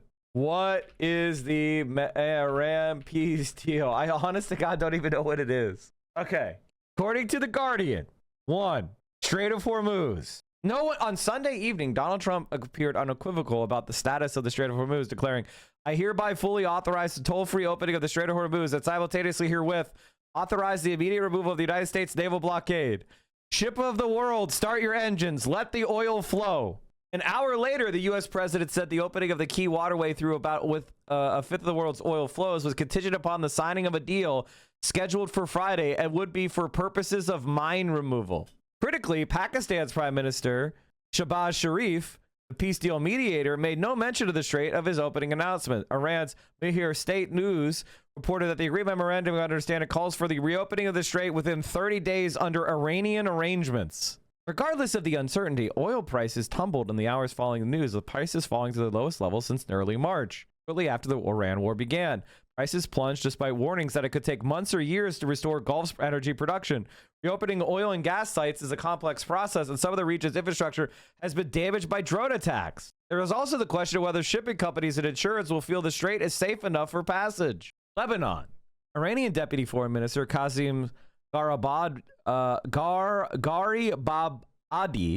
was unequivocal about the scope of Sunday's agreement, saying a permanent and immediate end to the war has been declared on all fronts, including Lebanon. Mediator Sharif, Pakistan's mediator, was clear, saying in a social media post, both sides have declared the immediate and permanent termination of military operations on all fronts, including in Lebanon. But Trump made no mention of Lebanon, focusing almost exclusively on the Strait of Hormuz. We talk a lot about a post-truth world. A lot of the way that we interact relies on good faith, right? Like when you go to the grocery store and you pick up a carton of orange juice and you buy it, it often comes sealed. And on the label, it says the ingredients, you know, water or just, you know, fresh squeezed orange juice, 100%. Maybe there's a little bit of orange, you know, zest or you know, pulp added or whatever the fuck, right? You buy that container, it's cardboard, it's opaque, you don't know what's in there, but you depend upon the idea that what's on the package is going to be a true and fair explanation of the contents. You believe that the contents are going to be wholesome, not contaminated, not polluted, not poisonous, not rotten, right? Like there's an expiration date that's printed on the label. You think I'll be able to drink this orange juice as long as I refrigerate it, and it'll be palatable before the expiration date. There's so many assumptions. You believe so much about this thing that you're not going to be able to see before you hand over your money, right? And then you go home, you crack it open for the first time, and you pour a glass. Imagine what came out of there was sewage. What would that do to society? Imagine what would happen to society is if half the time you tried to buy a product that turned out to be something completely different or even harmful. That's the world we're now living in, that Donald Trump is creating, where we cannot even engage in normal diplomacy because people are not even willing to like say what they mean and mean what they say. It's just a bunch of, they're filling the air with bullshit so that everybody hears what they want to hear, but nobody actually knows what's real. Do you think this is market manipulation to keep SpaceX from crashing for 15 days before it gets added to index funds? I think the markets are in greed. On CNN Money, they have a greed versus fear indicator for the stock market. I think the markets are actually in 100% extreme greed. Look at the market momentum, extreme greed. Some of these things showing extreme fear are talking about the larger problems in the economy. But if you actually look at the market momentum and the stock price, the reason why we're not seeing more highs and lows is because we just came off a gigantic bubble. So you're not going to see fresh highs. But very shortly, this is going to be extreme greed. The reason why this meter is saying fear is because some of this other stuff like volatility, it's spiked high and it's coming down. So all these are going to be shifting into greed. You're requiring, for junk bonds, you're requiring an even higher premium than normal. That's interesting. That means people are getting out of risky bond bets and they're doing what? They're buying stocks. Stock market is going to be returning to extreme greed. This index is going to be becoming more and more greedful. And what does that mean? It means that people they have FOMO right now. When you're thinking about the stock market, it fluctuates between two things, FOMO and fear, right? And when everybody has FOMO, that's when the markets are going to go up fast because everyone's pouring money in because they don't want to miss out on the gains. And so that's the situation we're in. People are not looking at SpaceX and going, let me evaluate this business. They're going like, it's going to go up. I'm going to miss out on 30% of easy money. Oh my God. That's what people are thinking right now. They're not thinking like, I don't think this is a viable business that's actually going to make money in the long term. What's FOMO? Fear of missing out. And honestly, that's been the right call. Since Donald Trump went into office, being FOMO and just buying consistently was the right call because the psychology of the capitalist class right now is we've got infinite money printer going. Asmongold thinks Israel should keep bombing Lebanon. I think Israel should keep bombing Lebanon because Lebanon has terrorists in it if they have Hezbollah in it and they're firing rockets into Israel. Yeah, Juneteenth can be repurposed in May to an actual holiday. Well, Juneteenth is a real holiday. It was meant. I don't want to give this guy his nickname, and neither should you, chat. But all of us together think about his nickname. All of us think his nickname. Emancipation Day for the slaves. That's a big deal, man. Why does he keep wearing the same shirt? Because he doesn't change or shower or bathe. He orders like the crappiest fast food, full sugar sodas. And Asmon Roach, and then he doesn't bathe. And then he just lays down in a dirty bed that has old bedded bedding. And he wakes up, and that's that. That's his entire life. Maybe he plays a video game incompetently, but that's his entire life. So he's wearing that shirt because he wore it a couple weeks ago, and he's still wearing the same shirt. Like, that's a really big deal. Like, what are you talking about? And it might already be over. Wait. No. Netanyahu informed Trump that Israel will not pull IDF forces from Lebanon and does not consider itself bound by the Lebanon clause in the U.S.-Iran agreement. Okay, you know what? Like, the thing is, this has always been my stance on this. You can never negotiate with these fucks. You just go in there, you bomb the shit out of them, and you leave them. If they want to kill each other afterwards, go ahead, be my guest. The thing that's funny about Gold, sorry about that, Asmund Gold, is that he is very stupid. And he supports America getting cucked by Israel because he supports Israel. He is a Israel supporter. So Donald Trump getting embarrassed and cucked is funny. The other thing is the world relies on Middle East energy. So when Iran keeps the Strait of Hormuz closed, that hurts the world economy. And the reason why it hasn't hurt the economy more is because Donald Trump has successfully created the impression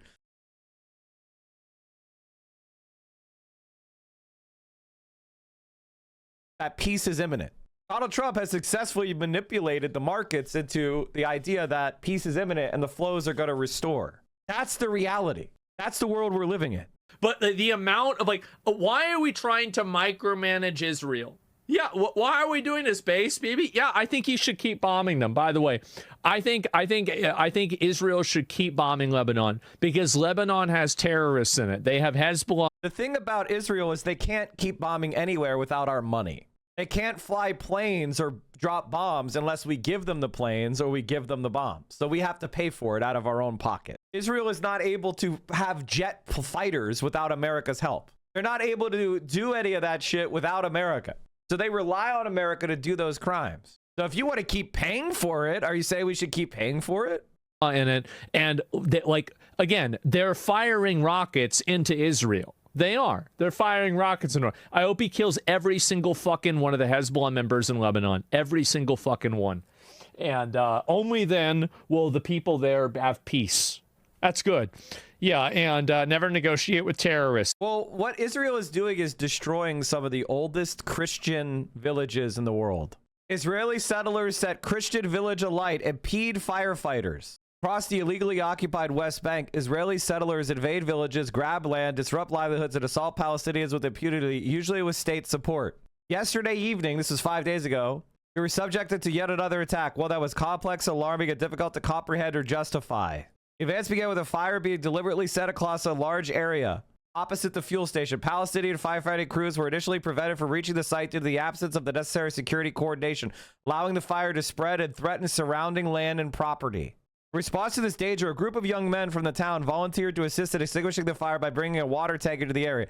Instead of being allowed to carry out this humanitarian effort, they were surrounded and obstructed by settlers. The situation escalated further when another group of young men was attacked. Several individuals were physically assaulted, 2 vehicles were damaged, and a mobile phone was stolen. Most alarming at all, live gunfire was directed at us on 3 separate occasions during these events. Such actions represent a grave escalation that endangered civilian lives and spread fear among the residents of our community. This is a Christian community. A Christian community that's been here for 2,000 years is being attacked by Israeli settlers. That's what Asmund Gold supports. He wants to see Christian communities destroyed for Israel. Exactly. Lebanon's a semi-Western country. It is. It's disappointing that they're being taken over by these freaks. So, yeah, that's it. Remember the pager attacks? I do. AIPAC funded. Right. Yeah. And, you know, again, like it's Israel. Israel's so bad. These people are trying to blow you up too, bro. Like, that's it. And we can't have Lebanon looking like Gaza by the end of this, though. That's not my problem. Like, what they do over in the Middle East, like whatever they want to blow up, whatever they don't want to blow up, it's not my fucking problem. We're paying for it. We're paying for it. Our military is there. We're giving diplomatic cover. We are paying for it. We're sanctioning the International Criminal Court that tries to prosecute the criminals. I don't care. I just don't want to have any terrorists. That's it. That's the only thing. If you don't want terrorists, then you stop trying to steal people's land. You stop attacking innocent people. It affects me as an American. Like there are no terror cells. It doesn't affect me as an American if an Israeli terrorist, like October 7th didn't affect me as an American. If we're going by that logic, right? Like October 7th happening over there didn't affect me as an American, right? Why do you want us to fund their wars for them? They're not Americans. Why would I care? Isn't that the logic he has? Middle East. Everything else is secondary to that. So that's the goal. That's what matters. That's the goal. That's what matters. Israel occupied more Syrian lands after Assad fled, despite no attacks from the Syrian side. Yeah, and he supported that. Again, if you want to understand Asmongold, he doesn't care about that. He cares about might makes right. He thinks that if you're stronger, you should be able to do what you want. In effect, he supports terrorism. As long as the terrorists win, then they deserve to win. That's the way right-wingers think. Everything else is bullshit. And so what Asmongold is really saying is, Hezbollah, show me you're stronger than Israel, and then you'll deserve to live. That's what he thinks. And expressing his concerns about the deal. He says the agreement with Iran is bad for Israel and for the entire free world, period. The joint campaign had many achievements in weakening Iran. They will not go to waste. We will have to continue the campaign to topple the regime ourselves and in creative ways and ensure that Iran will never have nuclear weapons. None of the candidates who see themselves as fit for the premiership would withstand even 10% of the pressure currently being applied to the Israeli government, especially to the one at its head. In Lebanon, we will be tested. This is our war, our fighters, and the immediate security of our northern residents. I will continue to act so that we continue to stand firm on ours and allow the IDF full freedom of action to continue pushing Hezbollah away.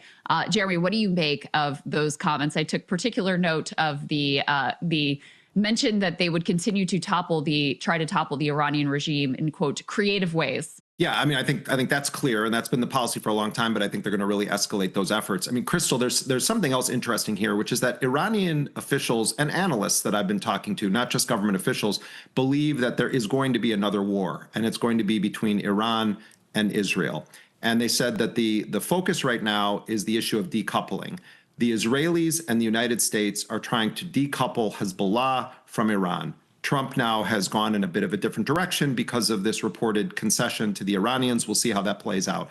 And they've enlisted the Lebanese government in this parallel so-called peace process, and they're trying to get the Lebanese army to serve as the kind of domestic enforcer of the campaign to break Hezbollah. And that has all kinds of complicated issues attached to it because of the diversity of Lebanon, the way the system is structured, and the popularity of the resistance right now, particularly among the Shia population of Lebanon. From the Iranian position, and I was told this by an Iranian official in addition to Iranian analysts, the Iranians want to try to accentuate the divisions between the United States and Israel on Lebanon.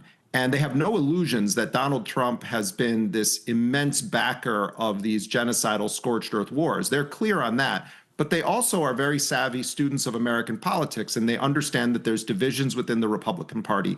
They understand that Israel is increasingly becoming a toxic issue on the right in the United States, that it's going to play a role in the midterm elections, that Netanyahu is going to face re-election, and that he's being attacked from the right, saying you didn't finish these wars, that Hamas still is in power in their section of Gaza, that Hezbollah is still killing Israeli soldiers, including with these very cheaply made FPV drones, that the Iranian government is still firmly in place, and there's actually a Khamenei who is the supreme leader of Iran. And so I do think that it's not just the loonies like Smotrich and Ben-Gvir, but I think the mainstream of Israeli political power wants to continue this war against Lebanon. And the wild card here is what happens when it comes up against Trump's public projections.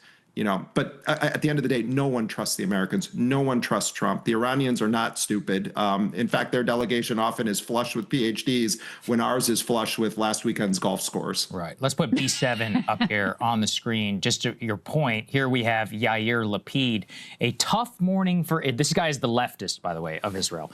This morning, quote unquote. Israeli citizens are waking up to an agreement between the U.S. and Iran made over Israel's head. In one signature stroke, immense military achievements secured with the courage of our pilots and the blood of our fighters has been erased, while Netanyahu stood on the sidelines, weak, ill, isolated, and powerless. He signs an agreement that funnels billions to the Ayatollah's regime, leaves the nuclear structure intact, preserves the ballistic missile threat as is, throws a lifeline to the murderous regime in Tehran.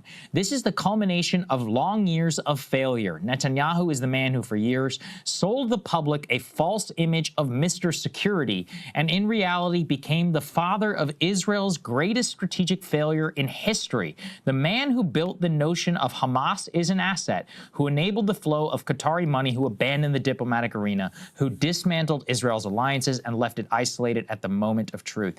Netanyahu is good for Hamas. He is good for Iran. He is good for Hezbollah. He is not good for Israel. The one who promised total victory ends his tenure with Israel's enemies stronger, Israel weaker, and the deterrence built with the blood of our fighters eroding before our nation. I mean, you could have written that from Ben Gvir or Smotrich too, but it does demonstrate, Jeremy, the level of basic, I guess, bipartisan is what you actually. Smotrich would probably be more to the left than this. Smotrich would probably say that Netanyahu's administration is doing what they can with a limited environment. This is attacking Smotrich from the right. Call it, you know, with the problem for Bibi Netanyahu inside of Israel at a critical political moment for him. And so to the left, yes, that's how crazy right-wing fascist Israel is. The opposition is saying, you're not fascist enough. To the literal Jewish power party. Or the Iranians thinking, they can look at Israeli politics the same way any of us can, about the reality of getting 60 days without fire in Lebanon, potentially even fire on Iran.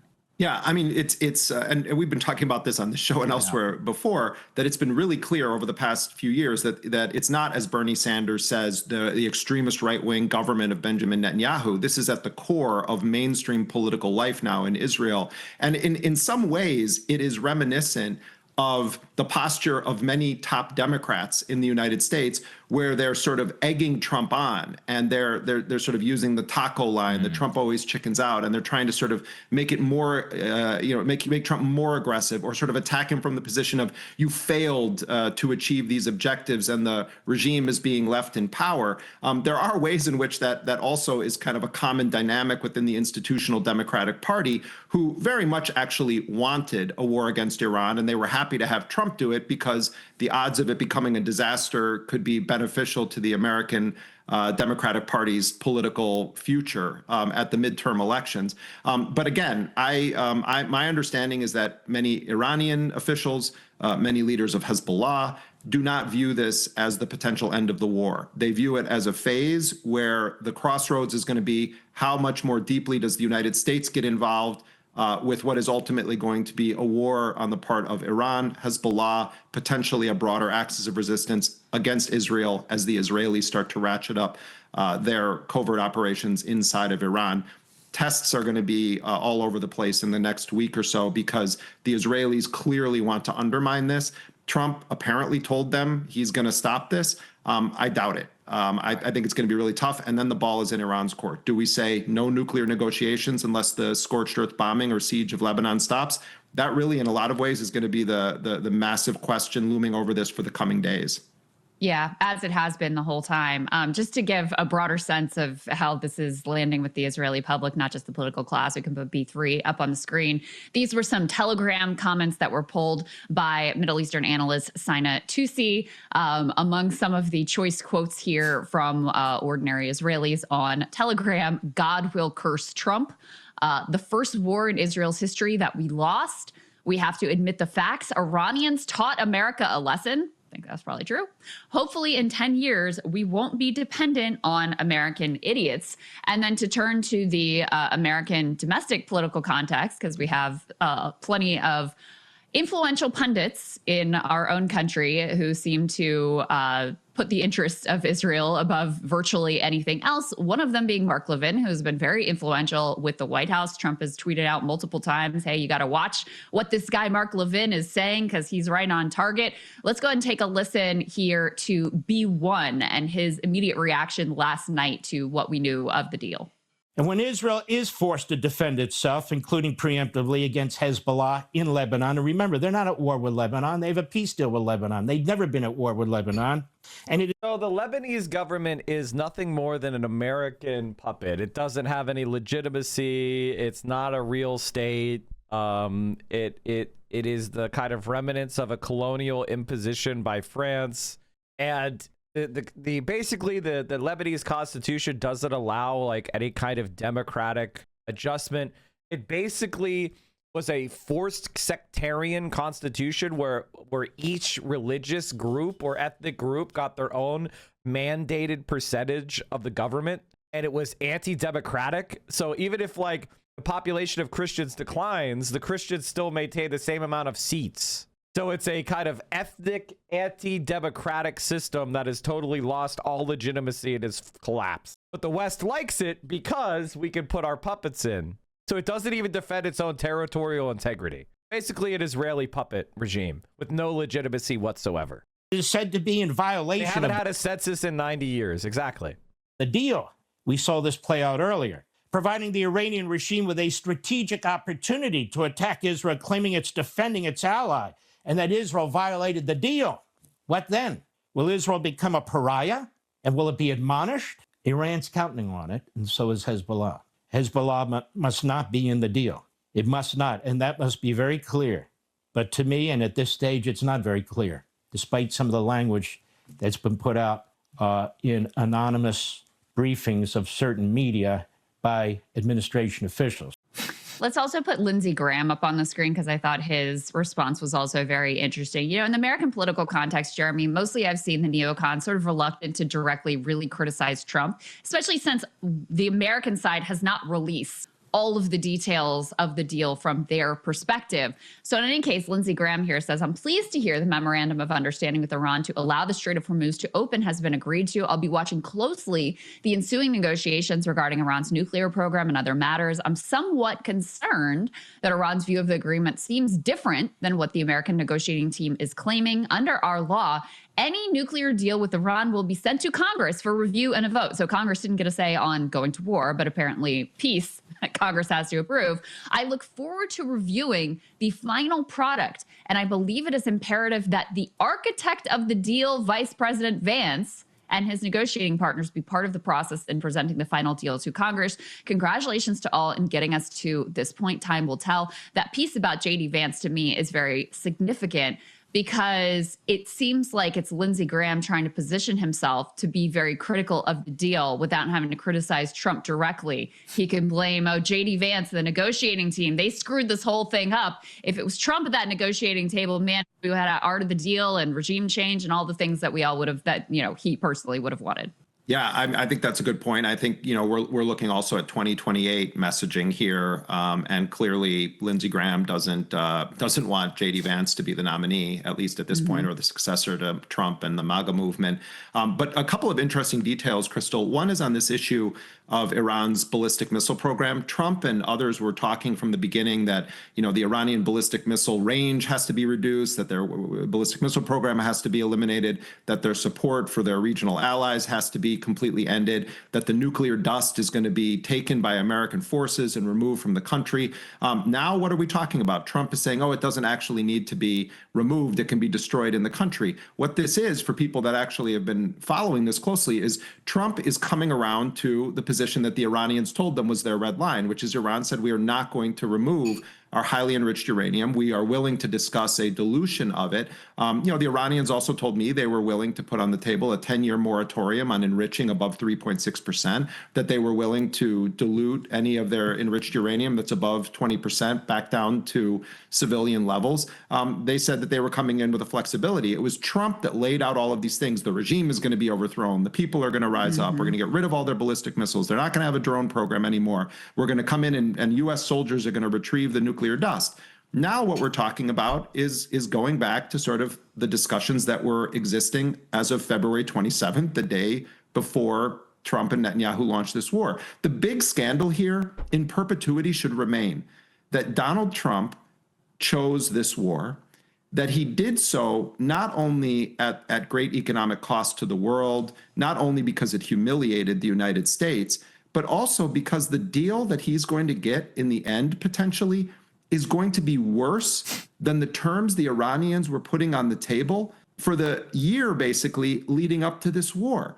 And really, if we had an actual aggressive Congress where you actually had Republicans willing to take on the president, this is an epic scandal, what has happened, because what we've seen over the past 100 days is a complete and total unnecessary war that was counterproductive, that in the end makes Americans less safe also, because it shows the world that there's this gratuitous violence that the U.S. will just unleash, that Israel seems to be in control of a large portion of our decision making, and that the president of the United States humiliated the highest office in the land and wasn't even able to get a deal that was better than the terms that the other side was putting on the table before you went and launched a 100-day military, economic, and diplomatic war. It's scandalous.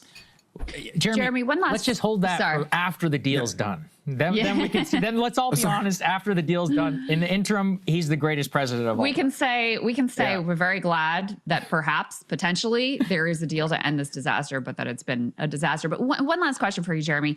Why did Iran choose to make Lebanon so central and we hear nothing about Gaza?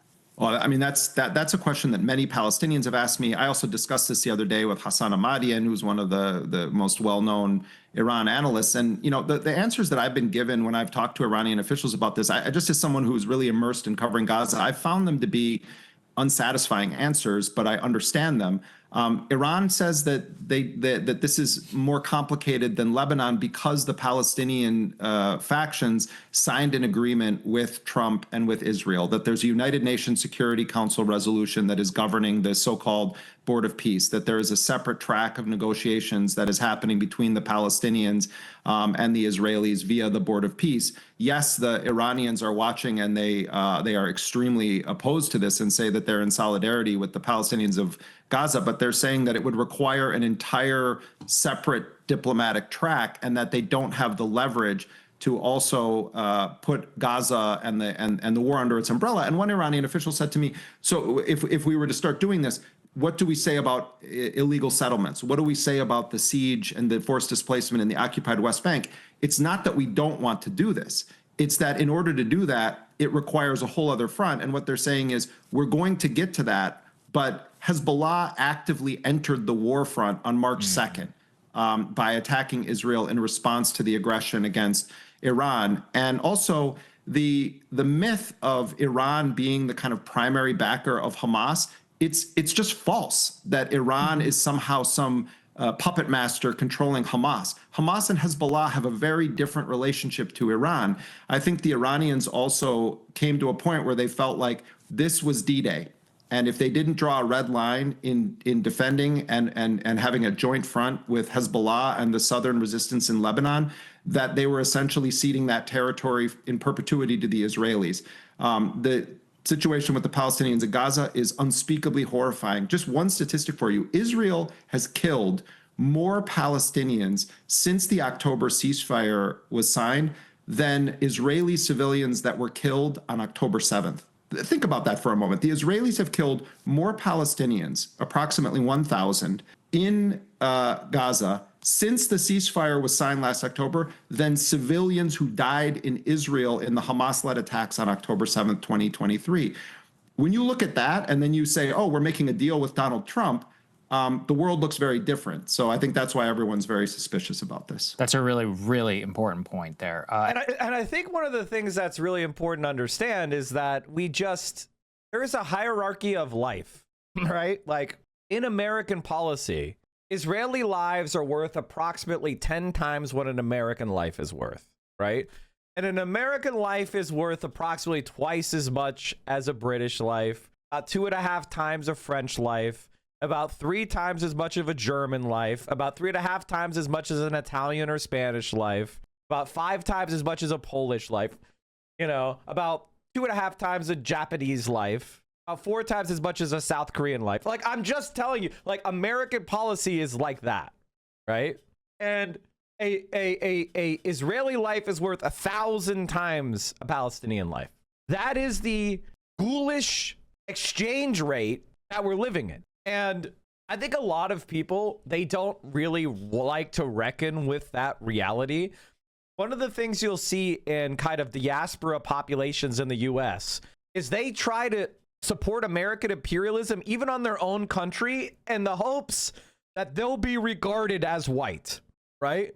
If you support the Israeli American invasion of Iran, that's suddenly going to make Iranians considered white by the American population. If you support the American blockade of Cuba, that's going to make Cubans perceived as white by the American population. Like, that is the active policy regime that we are creating, where people are calling for the deaths of millions. Now, how does this stop? Well, the first thing is we have to make it politically costly to support Israel.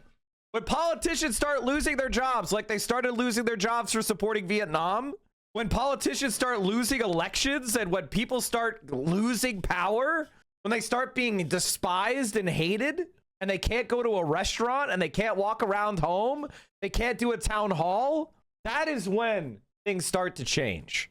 You have to make the political class pay a price. That's why supporting somebody like, say, for example, Abdul El Sayed or Graham Plattner or Zoran Mamdani, that's why it has value, because they represent a threat to the Democratic Party, to the establishment, to Democratic politicians who are not all that talented. And it is, you know, if anything, it at least dispels this myth that Hamas is 100%, you know, Iran controlled. Because if it was, then they would be drawing a lot more red lines around that than they did around Lebanon, which genuinely does make a lot of sense. Thank you so much for your analysis and all the work that you guys are doing, Jeremy. We rely on you so totally to actually get the truth about what's going on. And keep us updated on Iran's view of Trump's psychology, because the audience seemed to really appreciate that. All right. Take care. And thank you guys for your continuing great work. Thanks, man. Hey, if you like that video, hit the like button or leave a comment below. It really helps get the show. Israel occupied more Syrian land after Assad fled. Yeah, exactly. It's not about peace. It's about the project of Greater Israel. God, I love Majority Report. Media smears against left candidates are backfiring big time. Oh, God, we got to react to this tomorrow, chat. The Hassan Piker Majority Report laughing at all the anti-Graham Plattner people. I wonder how people deal with the fact that Hassan agrees with me on Graham Plattner and Majority Report. I wonder how do you deal with that? How do you guys deal with that? What do you do? How do you conceptualize that? What's the cope? They say, I'm not surprised. Then attack Hassan. Don't be a coward. Attack Hassan. Why are you so scared? Attack Hassan on Maine. What are you waiting for? Attack Hassan on Maine. Come on. Be principled. What, you too scared to be principled? Well, I thought you had principles. Say his name. Don't be a coward. Come on. Don't be afraid. Mike, you're a great person. See you tomorrow. Yeah. Oh, that reminds me. We didn't manage to cover it today because I was talking about the stupid iDubbbz bullshit. But I'm gonna have a guest this week. I'm Maylot Kuros. I'm a lawyer, an immigrant raised in Denver, and I'm running for Congress because establishment Democrats have failed us. Diana DeGette has been in office for decades, backed by the same billionaires and corporations who keep our prices high, burn our planet, and profit from genocide. It's time for a change. It's time for Medicare for all.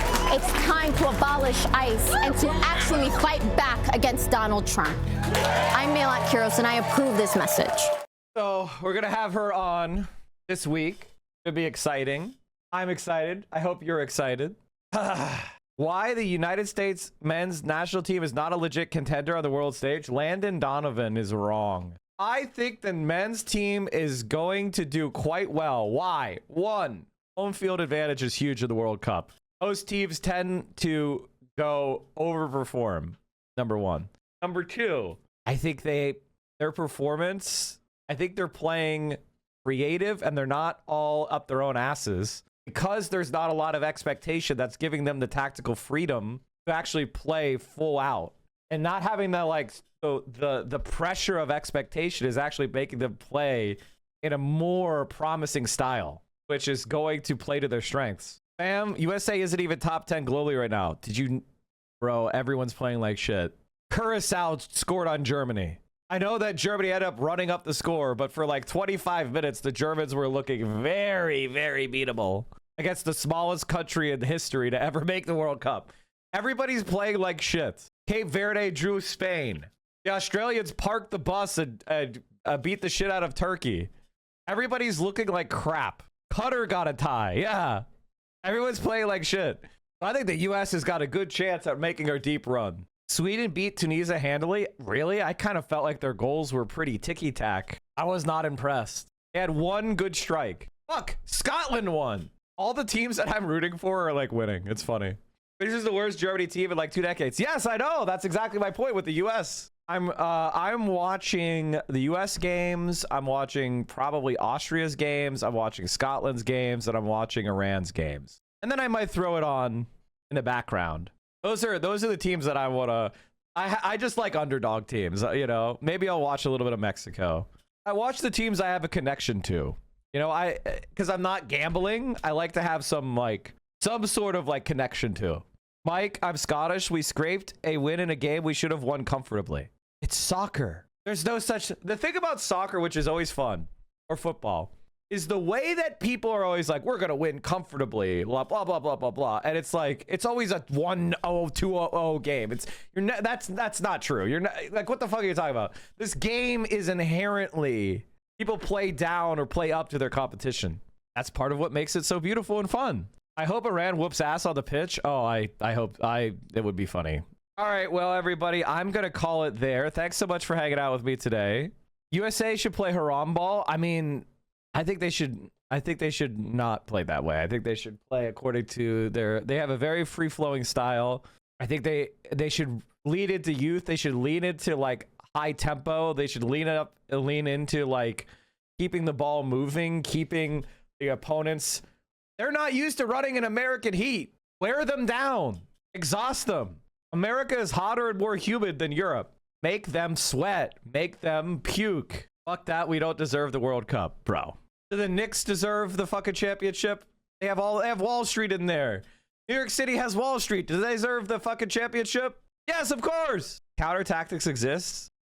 Brazil. That's Brazil. I mean, didn't Brazil play like shit? Didn't they draw Morocco? Everybody's playing like shit. That's my point. Morocco is tiered. All right, anybody. Sorry, everybody. Stay safe. Solidarity forever. Here's all my links. Make sure you follow me. I'll see you tomorrow. I didn't realize the raid was about to happen. Peace out. All right. I'll see you tomorrow. Whoops. All right. I'll see you soon.